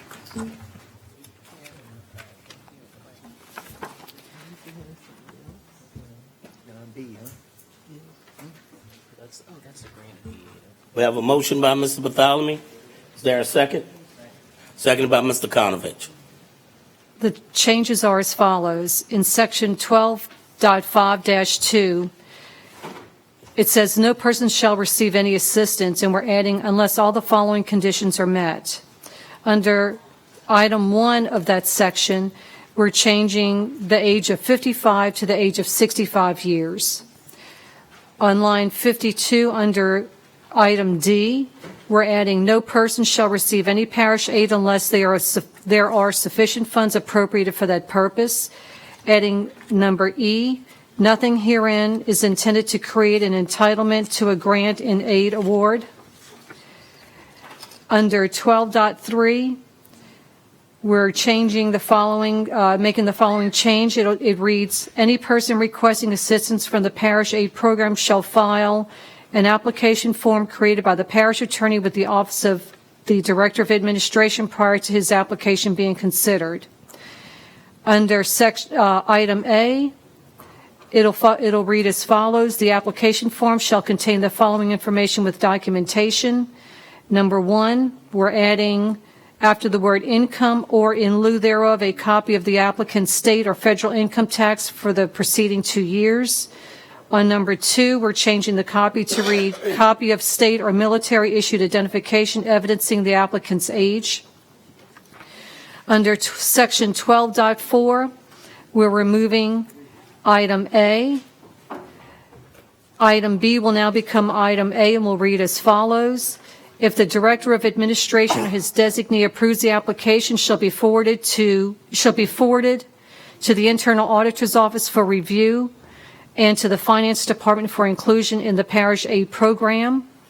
Section B will read, if a discrepancy in the application impacting eligibility is found by the Internal Auditor's Office, the Director of Administration shall be notified of such discrepancy.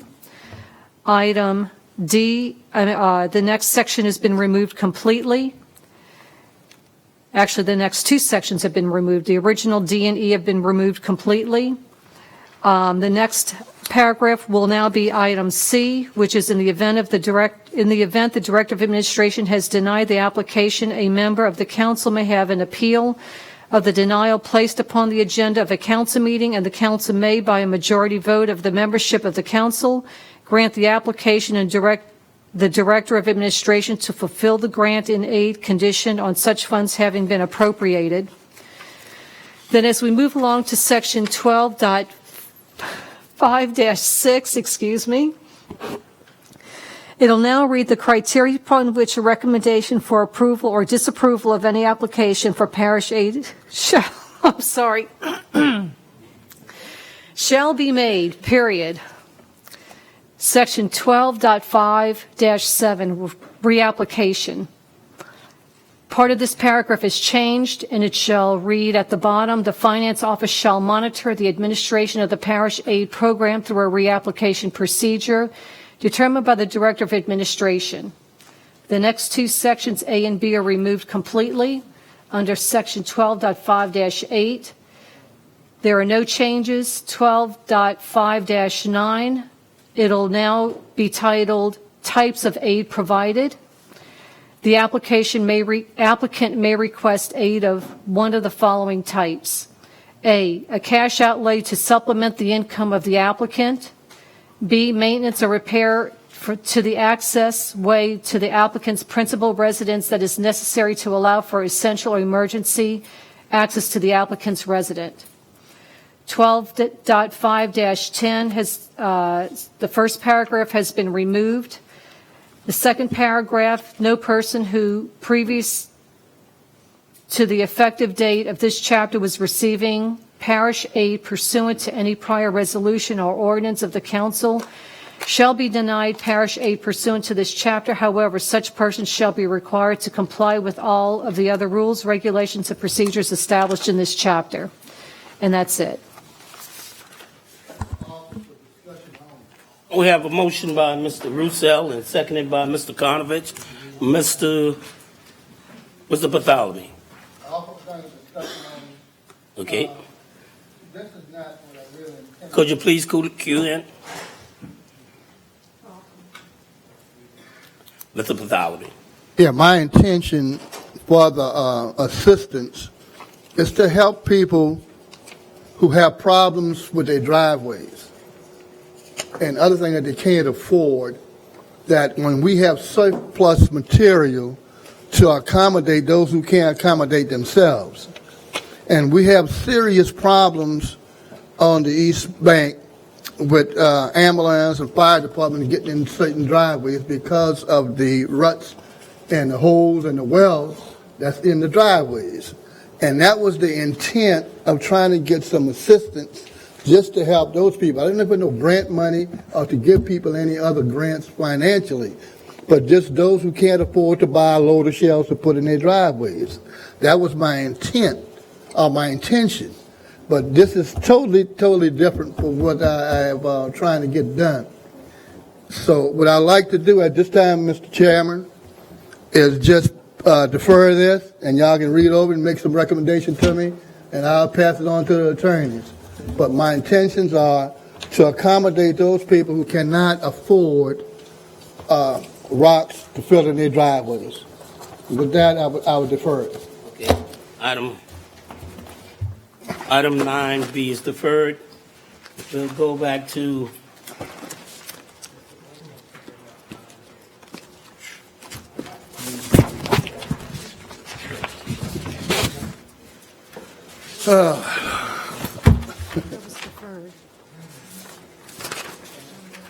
Get ready for some more legal.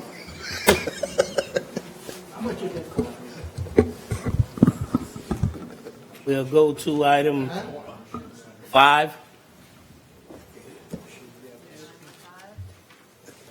No, item 5. Oh. Try to help the poor people who can't help themselves. All the way to back to the beginning. Item 5. I'm getting there. Yeah, take your time. Bids and advertisements, there are none. Item 6, beer and liquor licenses. You in if you have any.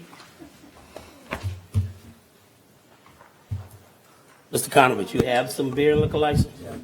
Okay. Ducks Unlimited, 152 Jesuit Bend Drive, Belle Chase, Louisiana, for the Ducks Unlimited banquet. March 21st, 2020. Mr. Black? Asahi Sushi Bar, 102 Woodland Highway, Suite 7 and 8. Is that all the beer and liquor license?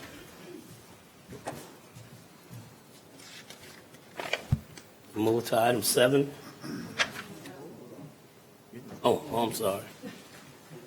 Is there any questions from the table? Offer. Offer by Mr. Black, seconded by Mr. Konovich. Is there any question from the table? Audience, machines are open. And the measure passes 9-0.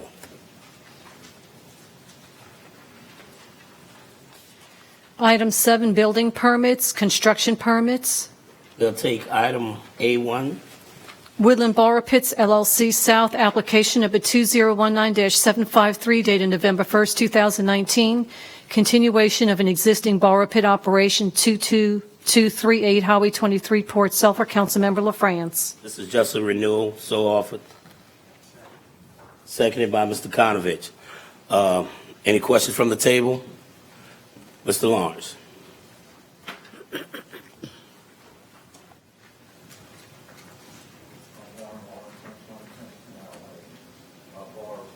Been something on my agenda forever.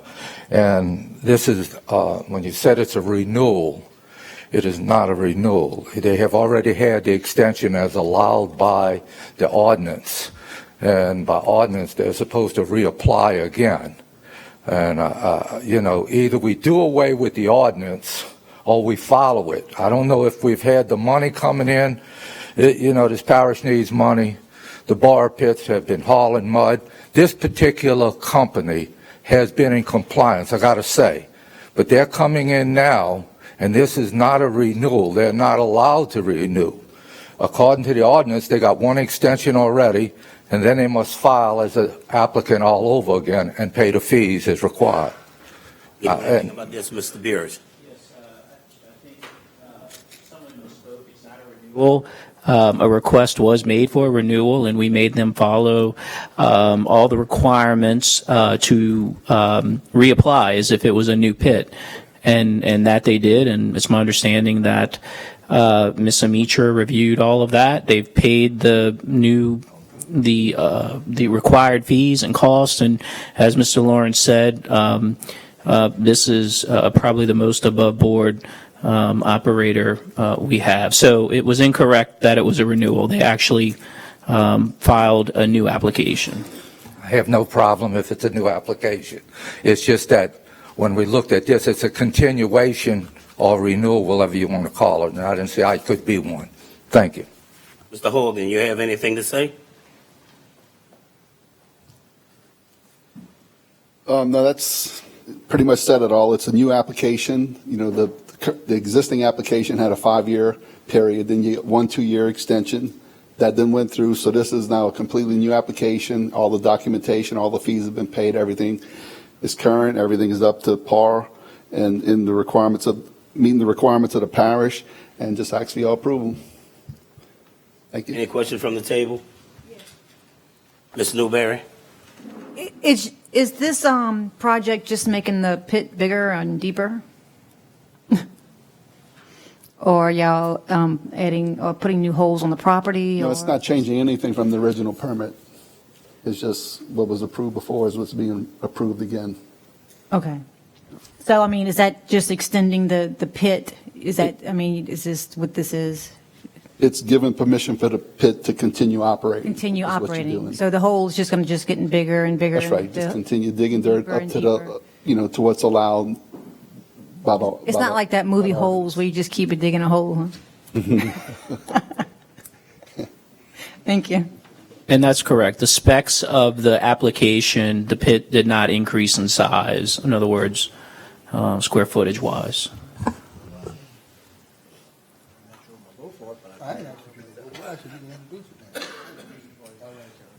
Any questions from the table? Didn't you vote for this? Audience? Vote for 5 o'clock? Who, me? Yeah, I still vote for Friday. Why are you leaving? Because I ain't gonna miss the Perry. Machines are open. Y'all had too much going on. And the measure passes 8-0. We'll take item 2, 3, 4, 5, and global, if anyone have any disagreement. And 6. And 6. Let me read it first. Hillcore Energy Company, application number 2019-855, dated December 11, 2019. Plug and abandon 16 wells and remove well protection structures and 3 existing facilities. Bastion Bay Area, Councilmember Blink. Number 3, Texas Petroleum Investment Company, application number 2019-856, dated December 12, 2019. Prop wash installed platform and 3-inch gas lift line, South Pass Field, Block 24, Councilmember Kognovich. Number 4, Chevron Oronite Company, LLC, application number 2019-869, dated December 16, 2019. Install new pile supported foundations for pipe rack, bridge, and cable tray supports, Chevron Oronite Plant, Belle Chase, Councilmember Newberry. Number 5, Hillcore Energy Company, application number 2019-870, dated December 16, 2019. Remove 68,381 feet of existing pipelines associated with the Bastion Bay Pipeline Project. Bastion Bay Area, Councilmember Blink. Number 6, Chevron Oronite Company, LLC, application number 2019-886, dated December 30, 2019. Remedial action includes the installation of sheet piles to isolate the Mississippi River from excavation and backfill of filter cake material and impacted soil and disposal at off-site landfill and restore Badger, Chevron Oronite Plant, Belle Chase, Councilmember Newberry. We have a motion by Mr. Blank, seconded by Ms. Newberry. Any questions from the table? Audience? Machines are open.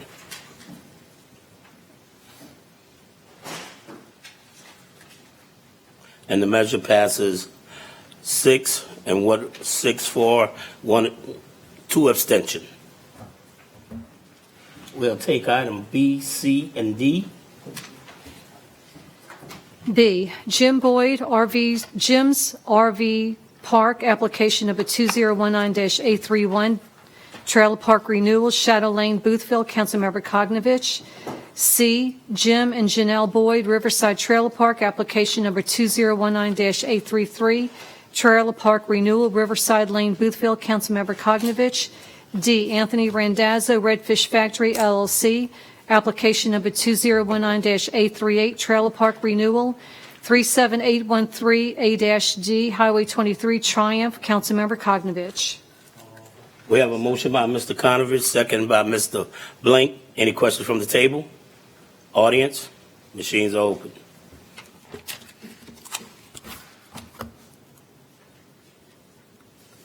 And the measure passes 8-0. Next item. Introduction of ordinances and resolutions. Ian, if you have any new introduction. Mr. Roussel? On behalf of the Honorable John Bartholomew of the East Bank, a resolution approving/denying the industrial tax exemption application number 20161-895-ITE for applicant Stolthaven, New Orleans, for participation in the industrial tax exemption program relative to their expansion project in Plaquemines Parish. And another one for Mr. Bartholomew, an ordinance to amend the 5-year capital improvements plan, water line replacement, Highway 39 project, and otherwise to provide with respect thereto. Mr. Conovich? An ordinance to amend the 5-year capital improvement plan dredging Venice Boat Harbor project and otherwise to provide with respect thereto. Mr. Albro? A resolution assigning office space located at Building 600 Parish Government Complex in Belle Chase to the First Planning District Workforce Development Board, First Planning District, a grant recipient of the Louisiana Workforce Commission Office of Workforce Development, and authorizing the parish president to enter into a cooperative endeavor agreement with the First Planning District and otherwise to provide with respect thereto. Ms. Newberry? An ordinance to amend the 5-year capital improvement plan, rehab Belle Chase wastewater treatment plant project, and otherwise provide with respect thereto. Mr. Roussel? Yes, on behalf of myself, I'm introducing a resolution approving/denying industrial tax exemption application 2018001-ITE for applicant CNC Marine and Repair LLC for participation in the industrial tax exemption program relative to the expansion project in Plaquemines. I have several. A resolution to annul, rescind, and set aside Resolution 19-155. An ordinance to amend the 2020 Manpower Structure and Operational Expenditure Budget, General Fund, Coastal Zone Land Department, and the Director of Operation Department, and otherwise to provide respect thereto. An ordinance to enact Section 8, Paragraph 13 of the Comprehensive Zoning Ordinance. No. Number 7. No. An ordinance authorizing the acceptance of a donation for the Library Department and to amend the Library Service Fund 2020 Operating Revenue and Expenditure Budget, Libraries Department, and otherwise to provide respect thereto. An ordinance to amend the 2020 General Fund Manpower Structure Flood Control Department, and otherwise will provide respect thereto.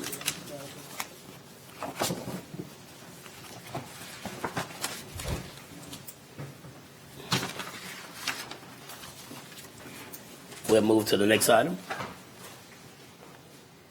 9A1, an ordinance requiring lot owners in Myrtle Grove Marine Estates Phase 1 and Phase 2 to maintain a berm, bulkhead, or barrier to a minimum of 2.5 feet above sea level as determined by NAVD 1988 2099.55 Geoid 12A between the water's edge and public right-of-way to be contiguous with neighboring lots to prevent flooding from high tides and protect Plaquemines Parish infrastructure and provide ingress and egress for the residents. I'll offer for discussion. Seconded by Mr. Roussel. I'll yield the floor to Mr. Lawrence. Yes, Warren Lawrence, 120 Timber Canal Lane, Myrtle Grove. This is an attempt that a few of us in Myrtle Grove that live down there especially, with the constant flooding of the streets and everything, what has happened is the lots have sunk. A lot of the lot owners have not maintained the berms or not maintained the bulkheads to stop these high tides from getting onto the streets and actually destroying the parish infrastructure in those streets. There's many cases where the people, and we have tried through the association, contacted, we've had people actually do what we want done here. Our,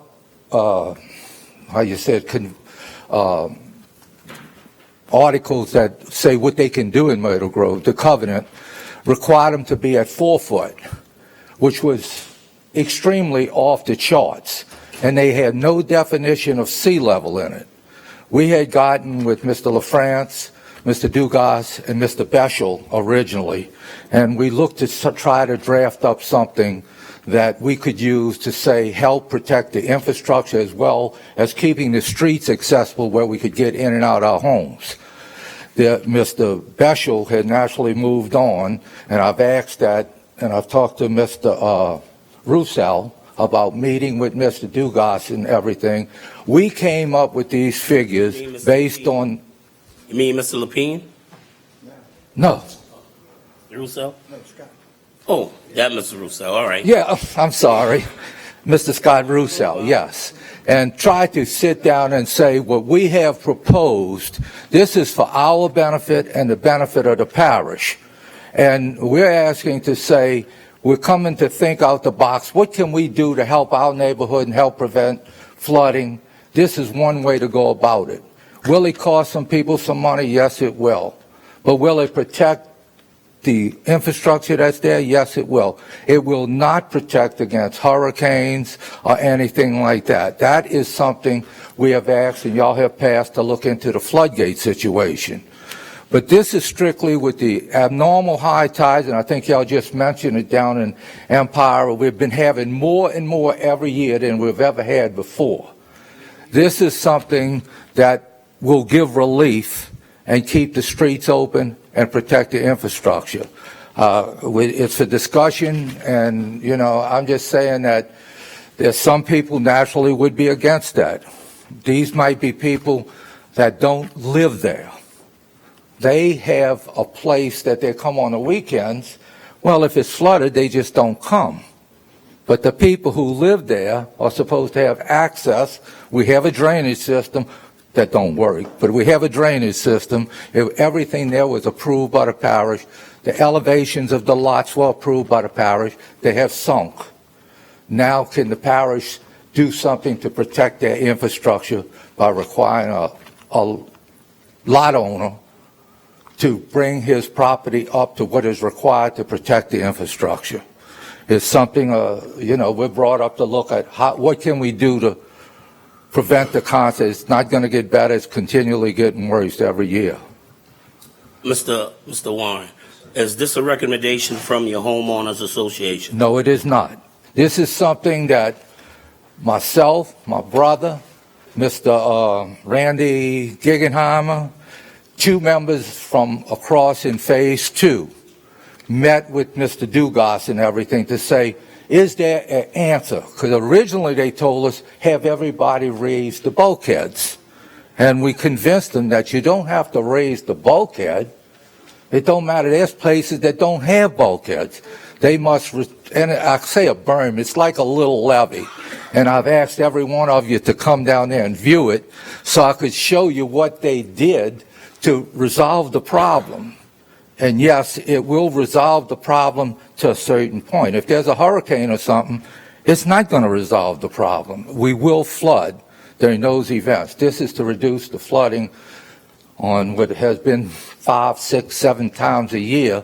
We can't get in and out the subdivision. And it's not going to get better. We're trying to look at some answer on how we do it. It's your streets, my streets. It's your drainage system, your sewer system, your water system that's being destroyed. You look at I ask you to ride back there and see the cave-ins and see what it's doing. And every time it happens, you know, Mr. Roussel came back in the cave-ins. At least he filled them full of rocks. Before they put sand in, the sand would go right back in the drain. So the rocks stop people from falling in and cars from going in. But it's something that we're asking to work with the parish to get an answer to.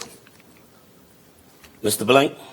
So, Mr. Lawrence, you said that y'all flood about 10 times a year, just to high winds and high tides, correct? Well, I'm not going to say 10 times. Last year, I think it was 7 times. Will it be 7 again this year? It may be 2. It may be 15. You think these efforts would bring that down to maybe once or twice?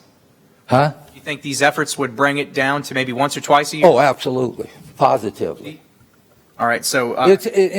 Just to clear it up, where the people who have done it, like on my street in particular, the people that were below that put the berm in, our street no longer floods from that. But the next street floods and comes around to us. So, you know, doing one street is not the answer. Sure. But we can show you the proof on how it works. Mr. Lawrence, I think there's just about 3 areas, really. I'm sorry? In Phase 1, there's just about 3 areas. Yes, that's correct. Yeah, there's about 3 areas left that I want to say we have some people who don't live there, got their lot for sale, and they say, well, I'm not putting any money in the lot. I got it for sale. I'm taking a beating on it already. I don't really care if the street floods. I don't live down there. I don't go down there. We got to hawk on them to even get their grass cut, but, you know. More things I'm kind of curious about here. We just had the discussion with the tolls. There's a CPI attached to it. Is there some sort of mechanism tied in here to keep up with this particular datum? As you know, what's the enforcement mechanism here for this? And the other thing is enforcement. Yeah. But can we tie it to, you know, it has to be inspected so often, or, you know, something in that nature? Because I mean, it's just slowly sinking. You know, every year you're guaranteed about 10 millimeters in that area. And that's one thing we asked to work with the parish on to see. Is there a chance on having enforcement? Why have the ordinance if you can't enforce it? I'd really like to move forward on this before, we get to high water season, and bake that into the ordinance. Okay. And that's what we want to do, is give you some information on it. And again, I asked Mr. Russo, and Christmas came, New Year's came, we never did get together to try to see, and we're looking at it from an enforcement thing. And can we get together? I know I asked Mr. LaFrance to contact Mr. Dugas. And We're going to take care of that today. okay. Mr. Blank, you finished? Yes, sir. Mr. Albro? Yeah, is it 3 areas or 3 lots? 3 lots. 3 particular. In phase 1, in phase 2, God bless it, I don't know, it might be 50 lots. Right, as you know, I spent a lot of time down there. Right. I know. So that's my question. But, the people in phase 2 even that have homes there, they maintain theirs, but if the lot next door is allowing the street to flood, he's not going to try to fill the lot next door. And that's why I asked, really, it's so easy if you take a ride, I'll gladly, it's seeing it firsthand, you'll understand what we're trying to do. And it's just trying to find an answer to a problem. Ms. Newberry? The developer of this neighborhood, they didn't put bulkheads. It was y'all responsibility as a property owner to put your own bulkheads. So when he developed the property, what was there? There was no bulkhead whatsoever. I'm just trying to get an understanding of how the community was developed. To pass this on to the buyer I think is a little unusual. As a developer, you should have had bulkheads around each property. So I'm just kind of curious. Yeah, and just to explain it to you, that phase 1, when it was built and approved by the parish, there was no bulkheads included. Every person who bought a lot had to put his own bulkhead in. They were given elevations to put it into, and that was a 3.5 foot, supposedly over sea level. So everybody in phase 1 didn't put bulkheads in. So now we have some who didn't put it in and don't want to raise their lot. They don't have to put the bulkhead in. Now phase 2, and I guess it's the parish, I don't know who required it, but phase 2, when they built phase 2, the developer put the bulkheads in approximately maybe 70% of the subdivision. The rest of the subdivision does not have bulkheads. So I don't know how legally, did they put it in on their own free will or what? I don't know, but about 70% of phase 2 was put in before they sold the lots with bulkheads. Yeah, unfortunately, I would have thought something could have been put in place before even lots were even sold. Right. So, we all know we are sinking here. Have y'all reached out to other communities throughout the state or other states on how they're handling? You got Lafourche Parish, you got Jefferson Parish, on how, I guess the only thing you can do is add bulkheads and add mud, to protect and the really, property. we don't encourage the raising of the bulkhead because that's too costly.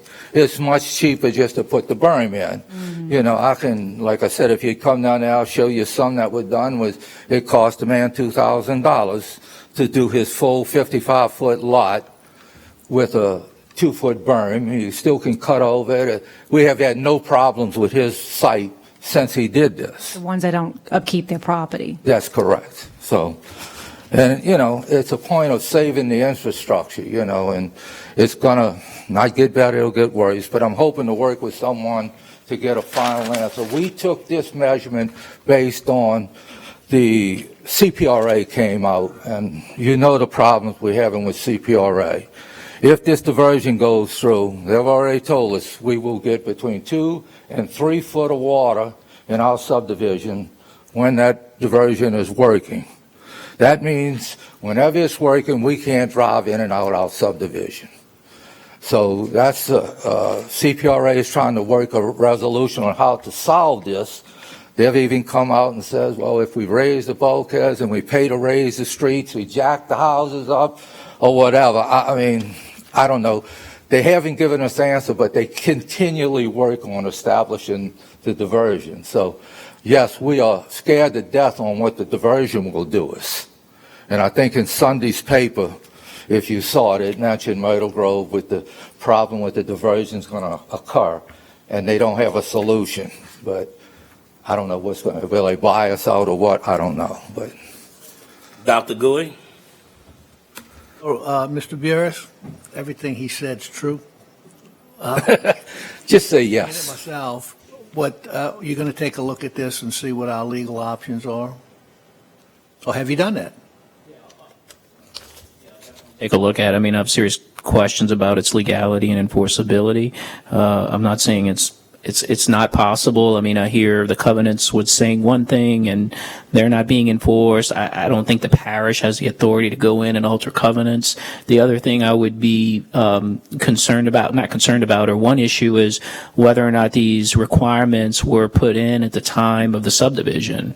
Clearly, if that was put in when the subdivision was approved as a condition, then that's something we could look at as enforceability. But to just go in and tell for lot owners they have to put a berm on their property, I have serious questions about that. But I'm more than willing. I understand that what they're trying to do definitely benefits the parish government. So I'll bend over backwards and do what I can to see if there's a legal way to accomplish this. But it would require more research and.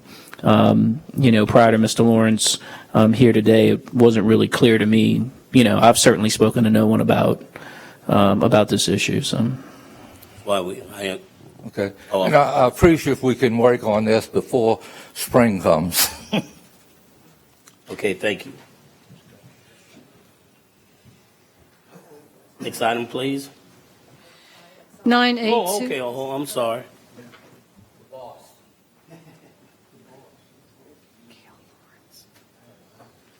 Mrs. Lawrence? Gail Lawrence, 120 Timber Canal Lane. When we purchased this property, the developer did not recommend or condone a bulkhead. He said it wasn't needed. And we, living back here, we knew it was needed.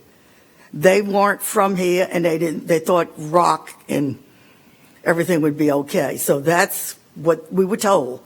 We didn't have to have a bulkhead. So we can't enforce it for the people who don't have it.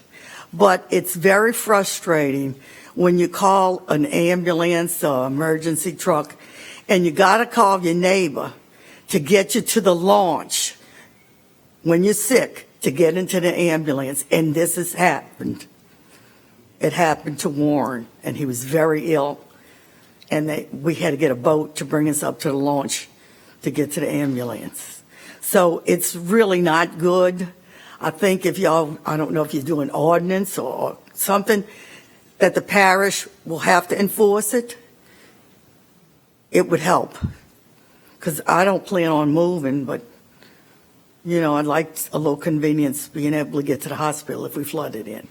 Thank you. Thank you. Which director is under engineering? Could you please set up a meeting with me and you and Mr. Roussel and Mr. Lawrence, with Mr. Dugas, please? Sure. Thank you. We'll move to the next item. 982, an ordinance approving a plan of re-subdivision of Lot 56A Intercoastal Canal Subdivision, Belle Chase, Plaquemines Parish, Louisiana, into lots 55A and 55B Intercoastal Canal Subdivision, Belle Chase, Plaquemines Parish, Louisiana, is shown on the plans and plat of survey by Dufresne Surveying and Engineering, Inc., dated September 24, 2019. The owner having fulfilled all the requirements of the subdivision and re-subdivision ordinance of the parish of Plaquemines without cost to the Plaquemines Parish government or the parish of Plaquemines and otherwise to file with respect thereto. Offer his file. We have a motion by Mr. Roussel, seconded by Mr. Black. Mr. Roussel. It's a subdivision that they're going to have to pay all the cost, no cost to the parish. Any questions from the table? Mr. Lapine, you all right? Any questions from the audience? Machines are open.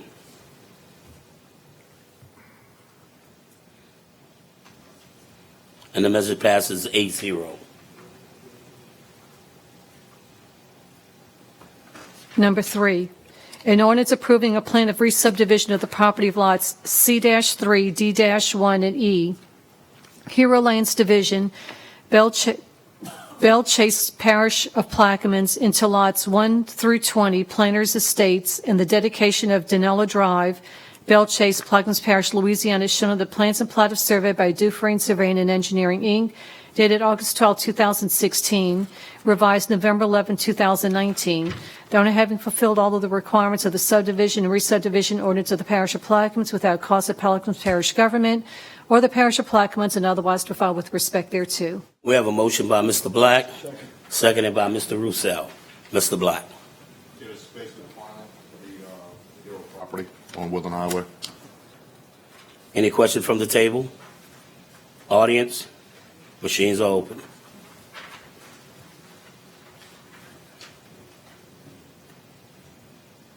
And the measure passes 8-0. Number 4, an ordinance approving a plan of re-subdivision of the property of the Parks of Plaquemines LLC, Plaquemines Parish, Louisiana, is shown on the map of the Parks of Plaquemines subdivision Phase 2C, being a re-subdivision of a portion of Tract 3D1C, Section B of Bell Chase Plantation, into lots 110 through 118, 129 through 134, lots 170, 171, homeowners lots 7H, and streets by Bryant Hammett and Associates, certified by Hugh McCurdy III, PLS, dated November 25, 2019. The owner having fulfilled all of the requirements of the subdivision and re-subdivision ordinance of the Parish of Plaquemines without cost to Plaquemines Parish government or the Parish of Plaquemines, and otherwise to file with respect thereto. We have a motion by Mr. Black, seconded by Mr. Albro. Mr. Black.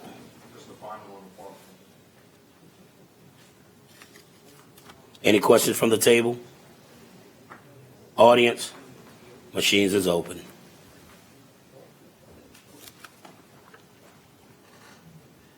And the measure passes 8-0.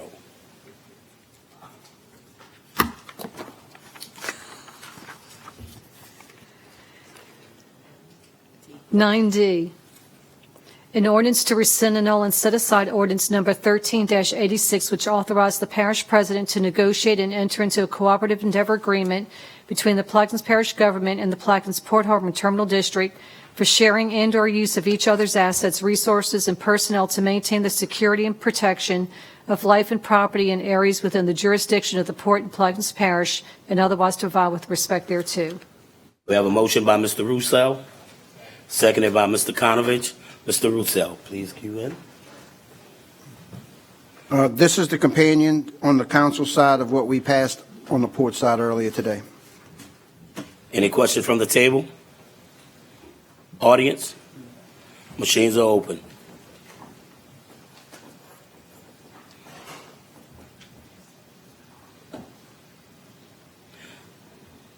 And the measure passes 5-2. 5 for, 2 against. Next item, please.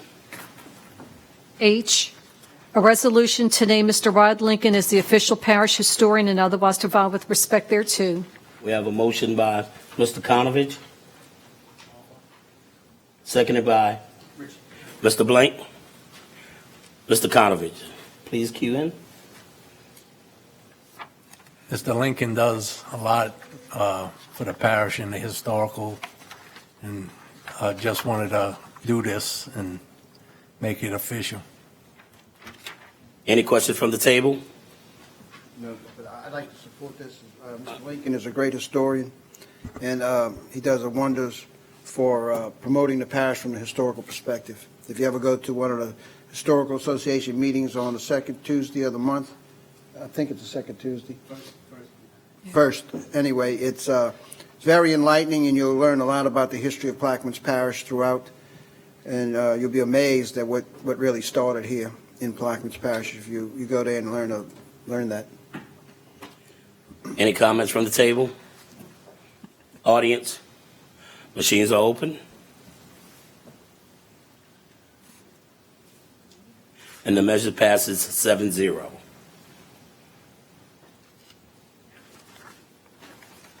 I, a resolution authorizing and directing the parish president or his designee to seek RFPs for lease of Diamond Island and otherwise provide with respect thereto.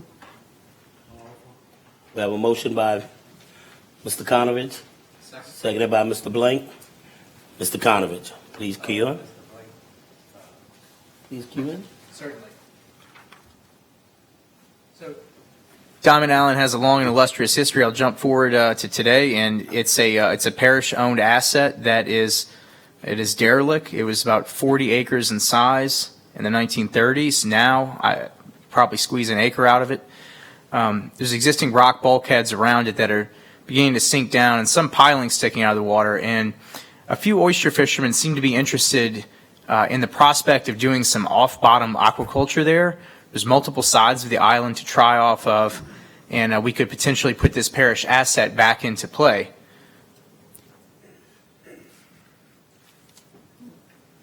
Dr. Gouy, you finished? Dr. Gouy?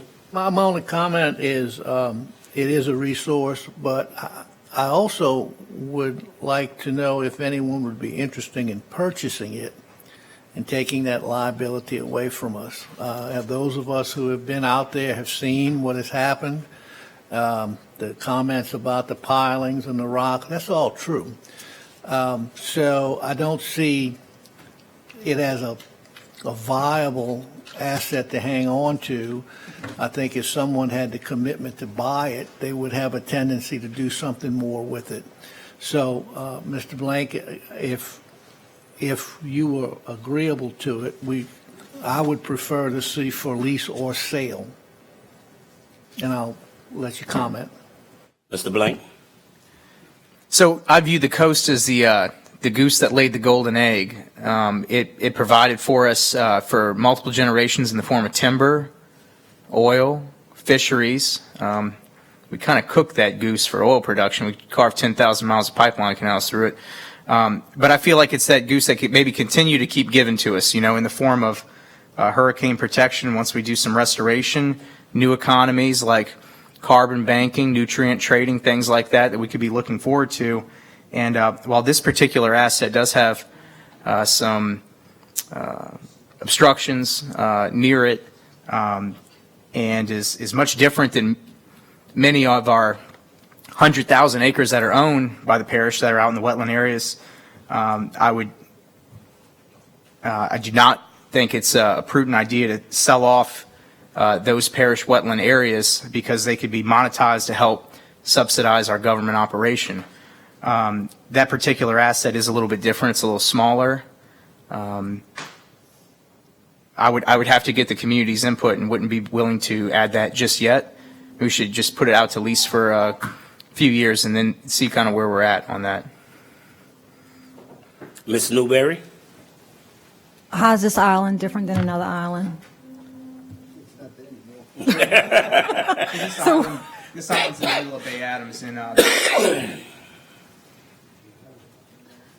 the thing is, though, it's not a contiguous, vast tract of marsh, or it's not maybe an area like near Baptiste Colette that we could be leasing to duck hunters or something like that, or even getting some of the money off the illegally built camps that are out there. That might be more of a school board issue, though. Anyway, so it's a much smaller piece of land.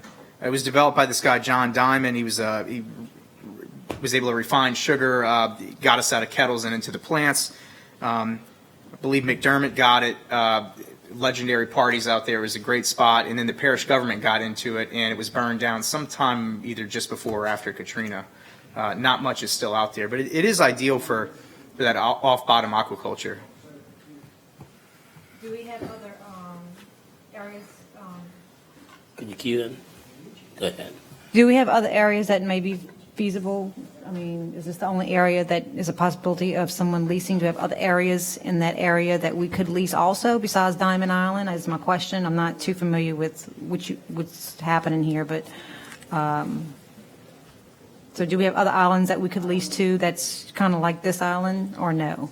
I think there are a lot of places that people would be interested in leasing for different purposes that we could begin to monetize in different ways. And I think there's at least 24 ways right now we could monetize different areas outside of our levee system. But this is the first one where somebody's actually approached me and is interested in doing it. Thanks. Is there any more questions from the table? Audience? Hearing none, machines are open.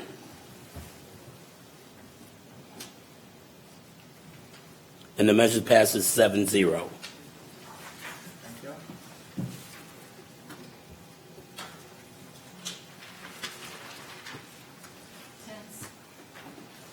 C, District 9 update, Councilmember Kognovich, Fort Jackson.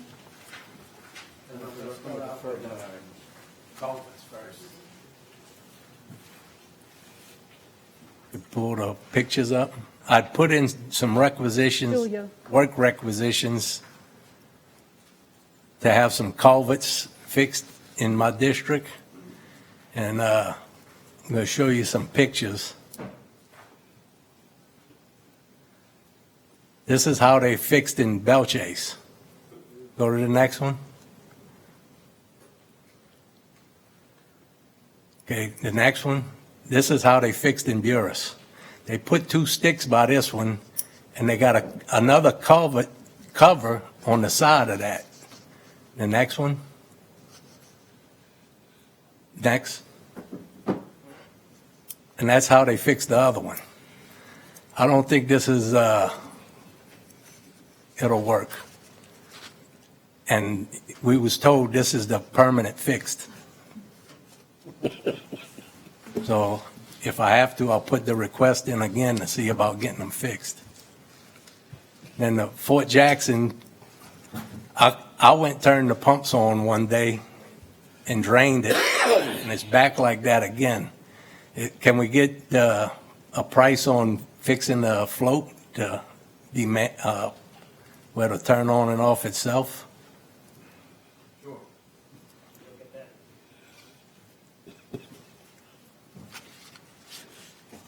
Okay, the ditches, I already talked to Mr. Roussel about, somebody asked me about a excavator on the property and found out it was broken, so they're getting it fixed to keep the ditches dug. Boat harbors go back to the $700,000 that's owed to us. And there's still water lines with electric tape holding fixing a leak. There's other valves leaking. And we going after people to pay us money, but we can't fix our own things. And I know it takes time. But and did you go out to the shrimp docks that have all the boats parked at it that supposed to be in the marinas that paying? Because they still there. We haven't gotten to that point yet, to the 2 shrimp docks, but that is on my list to get. Today I spent last night down there counting burnt out lights and had an electrician on site this morning putting together proposals to repair the lights. A lot of them need to be replaced. So we're starting with cleaning up, putting lights together, and then we'll attack the water. Also, we're waiting on the fire company to come back in to give us an estimate on what it'll cost to put the extinguishers back and the boxes back on every dock. But that is, all your concerns are on the list. It's just one day after the next getting it done. And everybody down there is working hard. At the harbor teams are working hard. Most of those guys, we were talking about cross-training before, most of those guys do 3 different jobs. They do harbor, they do shipyard, and they do gate. So we are going. Wait, I know the Bureau's harbor masters, I've yet to see him at the harbor. Well, he was there all day today and yesterday when I was there. But he goes back and forth to help pick up boats too. I mean, that's what I'm talking about. They go back and forth to help everybody. There's 3 people up there. They can't pick a boat up with 3 people. They're not always 3 people there. But I mean, all the other duties. I mean, we're trying to get this done. We have 9 people that work inside the harbors. That's including across the river. So you take 3 out of that, we have 6 people that take care of Venice, Eurus, Empire, and the Empire Shipyard. So if they have boats that need to be picked up in Venice, we have to send that 3-man team to Venice to pick that boat up. We don't pick that many boats up. Well, let's see, Venice, Has 2 on the shipyard. no, they had like 6 right now, but I mean, there's, last year Venice, this is not good. They only brought in 13,000 on the shipyard, but then when you look at Empire, the main one, we brought in 20,000. That's nothing. Because we got a boat been up there for 4 years. Well, it's got a sticker on it now. 20,000 income for all of last year at the Empire Shipyard. These numbers just don't compute. Howard, I think that there's, some reasonable changes that could be made. For instance, an incentive to get people off of the shipyard would be, after, a reasonable amount of time, 14 days or something, maybe the rate drastically increases to kind of make people. You have that in the spreadsheet. You have that in the spreadsheet I had sent to everyone.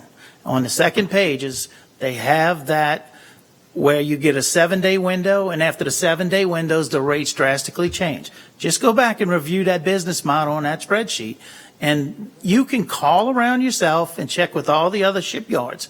We are pennies on a dollar. Pennies on a dollar. We picked up a 40-foot oyster boat in Venice. We picked up a crew boat to work on their props. You know what they paid for the whole day? I had a team sit there for 4.5 hours. They paid $457 because that's what the rates are. Crew boat should have paid a lot more. The oyster boat, if he's renting a... Again, review my spreadsheet with the recommended for the shipyards, and we will be okay on this. Something's got to change. I want to provide the best service we can. We want to have first-class facility. But if you don't have the revenues, then you can't have the product. Finish, Mr. Konovich? I'm finished with boat harbors. I asked Mr. Lapine at the meeting in Baton Rouge about the meeting with George Pivach and Coast Guard Road. Mm-hmm. One, I was sent just a message saying you had a meeting, and I was declined it. Number 2, you and Coastal Engineering was in the meeting. Why was y'all in the meeting and I'm not in the meeting? If I couldn't make it, you should have made another meeting. Who made that meeting? George Pivach called the meeting. You were invited and you declined. Yeah, so you should have told him we'll have to wait till Mr. Konovich could make the meeting. Well, the meeting should have been in Venice, where Coast Guard Road is. We will do our best to oblige to your schedule next time, Mr. Konovich. I brought it up numerous times, and I got the ordinance in my bag. We don't own Coast Guard Road. If we owned it, how can he charge businesses on that road a road maintenance fee and a drainage maintenance fee? He's charging for our road. Is Coast Guard Road on the agenda? No. But District 9 update is, and that's part of District 9. It's not on the agenda. And if we're going to raise a road, we're going to raise Tidewater Road by...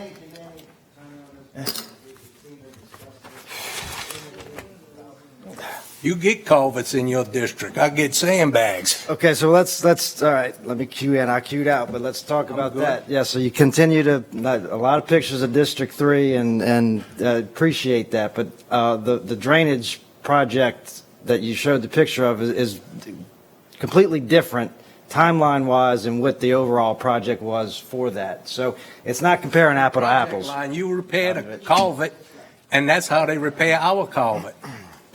Not apples to apples, sir. Yeah, it's apples to apples because I'm going to incorporate and I'm going to take all my money with me out of this.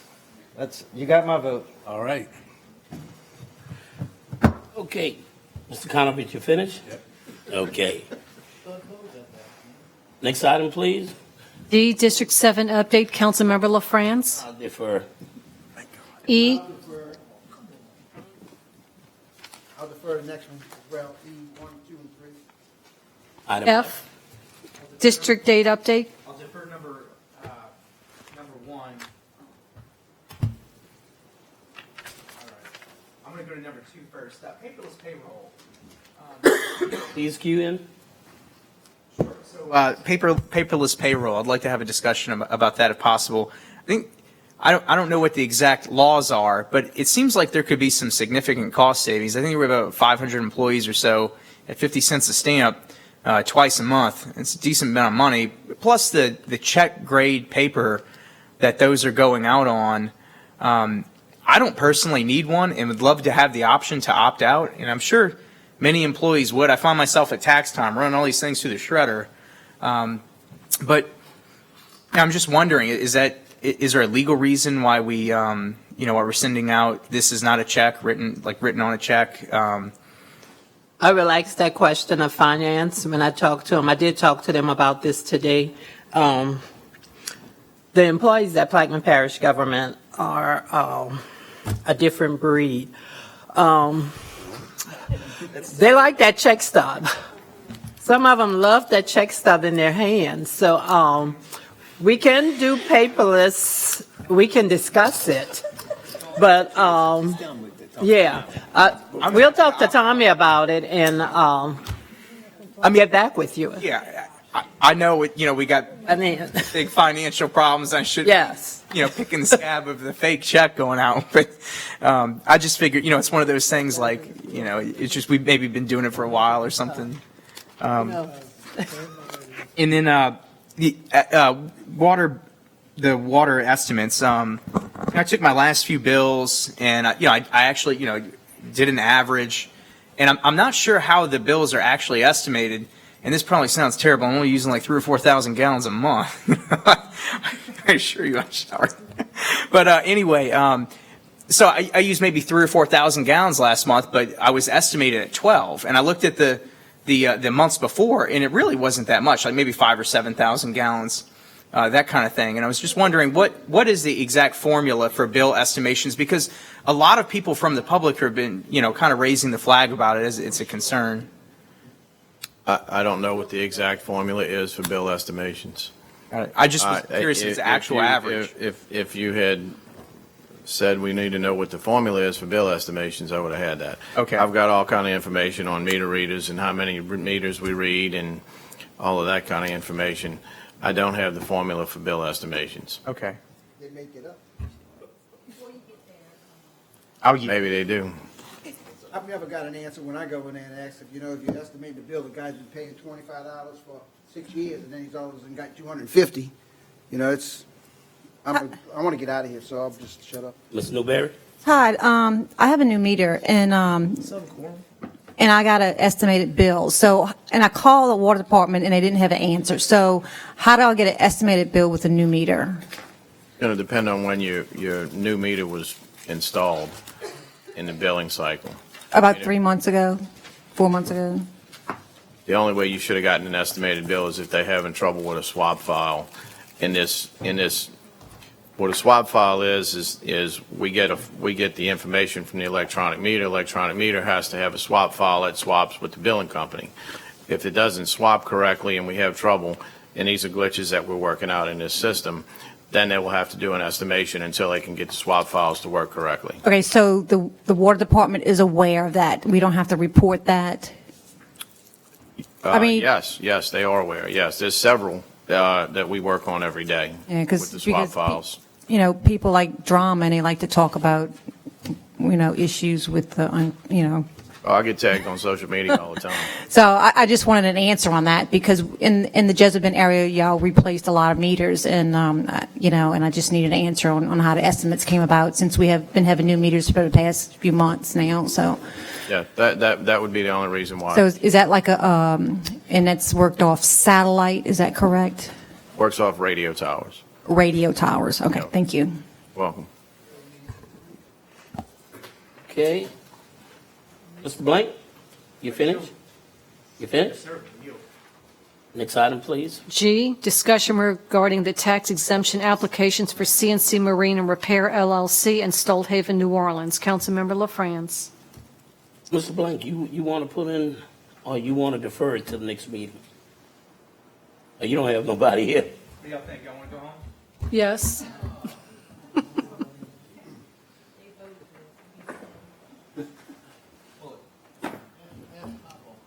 You want to see it? Okay, all right. Mr. Blunt? These items are up for discussion at the next meeting for sure. But you want to show them now? Yeah, why not? I can give you a clear reason why not. Okay. So for many years, industrial tax. Please cue in, Mr. Thank you. So for many years, industrial tax exemptions have been handled by this board at the state level. That group of individuals is appointed by the governor and mostly rubber stamp items. A few years ago, Governor John Bell Edwards switched that process over. So now, instead of 100% of an industrial entity's tax exemption being given by this board that doesn't have a lot of accountability, now automatically 20% of their tax burden must be paid, and the other 80% gets to be decided by the local taxing authorities. Julia, first slide, please. So, for instance, CNC Marine is one of the industrial tax exemptions that's up for vote next time around. As you can see through this slide, a little bit less than 2/3 of their entire taxable property are not on our rolls. Next slide, please. So the cost, and these things are always tied to sort of job creation numbers. The cost per job is $111,000. It takes those workers a lot of tanks of gas to put that back into the local economy. The 10-year cost for these exemptions is $3.6 million that's not going to our local taxing authorities. That's real money. We're squabbling over pennies up here. This could go a long way. Next slide, please, Julia. So to give you an idea of what this would mean, our current parish-wide road maintenance fund is only about $150,000. The one-year cost of these exemptions, we could put a lot more money into our highways and roads. That's just one thing. Next slide, please. Stolthaven, New Orleans, is it's in Braithwaite. It's another entity that has a industrial tax exemption that's up for our consideration. Theirs may be a little bit more egregious at the cost of $275,000 to the local taxing authorities per job. Next slide, please. All right. So the annual budget for the ferries is about a little bit more than $3 million. This could go a good ways at chipping away at that to fund these services. Next slide, please.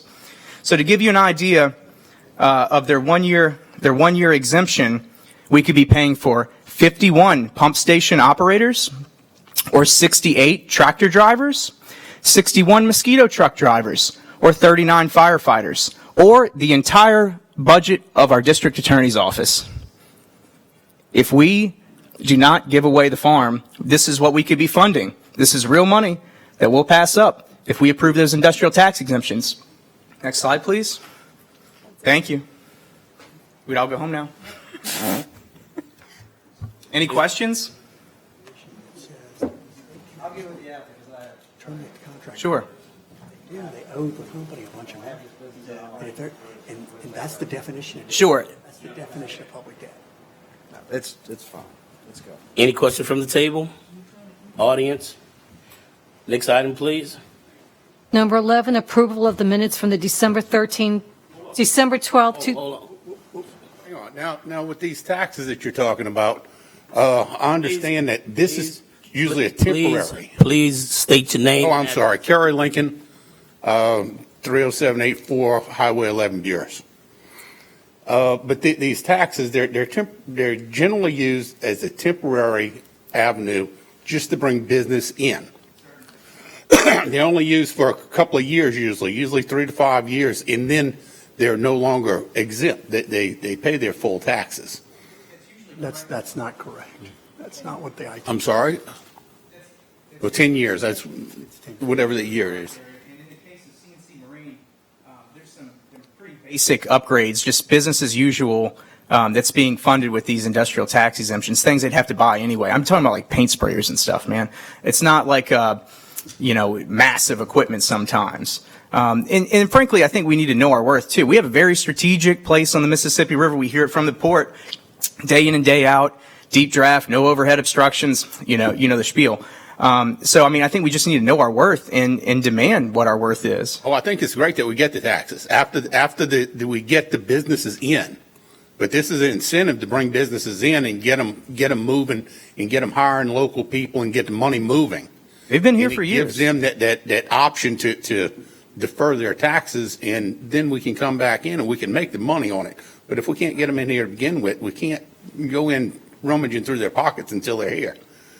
So I wouldn't say it's rummaging through their pockets. This is, tax monies that are, owed to the local governing authorities, the local taxing bodies, to fund the government. And again, they've been here for many years. It's a tank farm along the Mississippi River, a boat builder. They need deeper draft frontage. We have that here. Right. There's not a lot of places that have it. My misunderstanding, I guess, was that I thought you was trying to go in with these taxes, on the startup businesses, but, and basically cut off their incentive to move into the parish. No, yeah. So these are, businesses that have been here for a good while. I think the newer one, maybe 2002, it was built. The other one's been here a little bit longer. It's been growing. I definitely don't want to stifle growth, but at the same time, you've seen some of the issues we're having here. We're having a hard time funding things, I understand now. I was just, it kind of threw me for a little curve. I thought you was trying to say that we shouldn't be giving these incentives, which kind of makes the door close and a lot of new businesses face. That's all I'm getting at. That's why I wanted to have that cleared up. Sure. I think it's a great idea. Thank you. All right, thanks. Mr. Russo? Move to adjourn. We have to approve minutes. Item 11, please. Approval of the minutes from the December 12, 2019 regular meeting. Motion by Mr. Russo, seconded by Mr. Konovich. Machines are open. Mr. Arborough?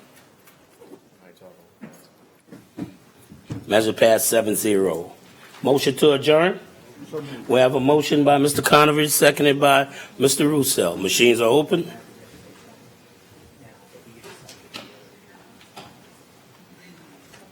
Measure passes 7-0. We have adjournment at 9:20 p.m.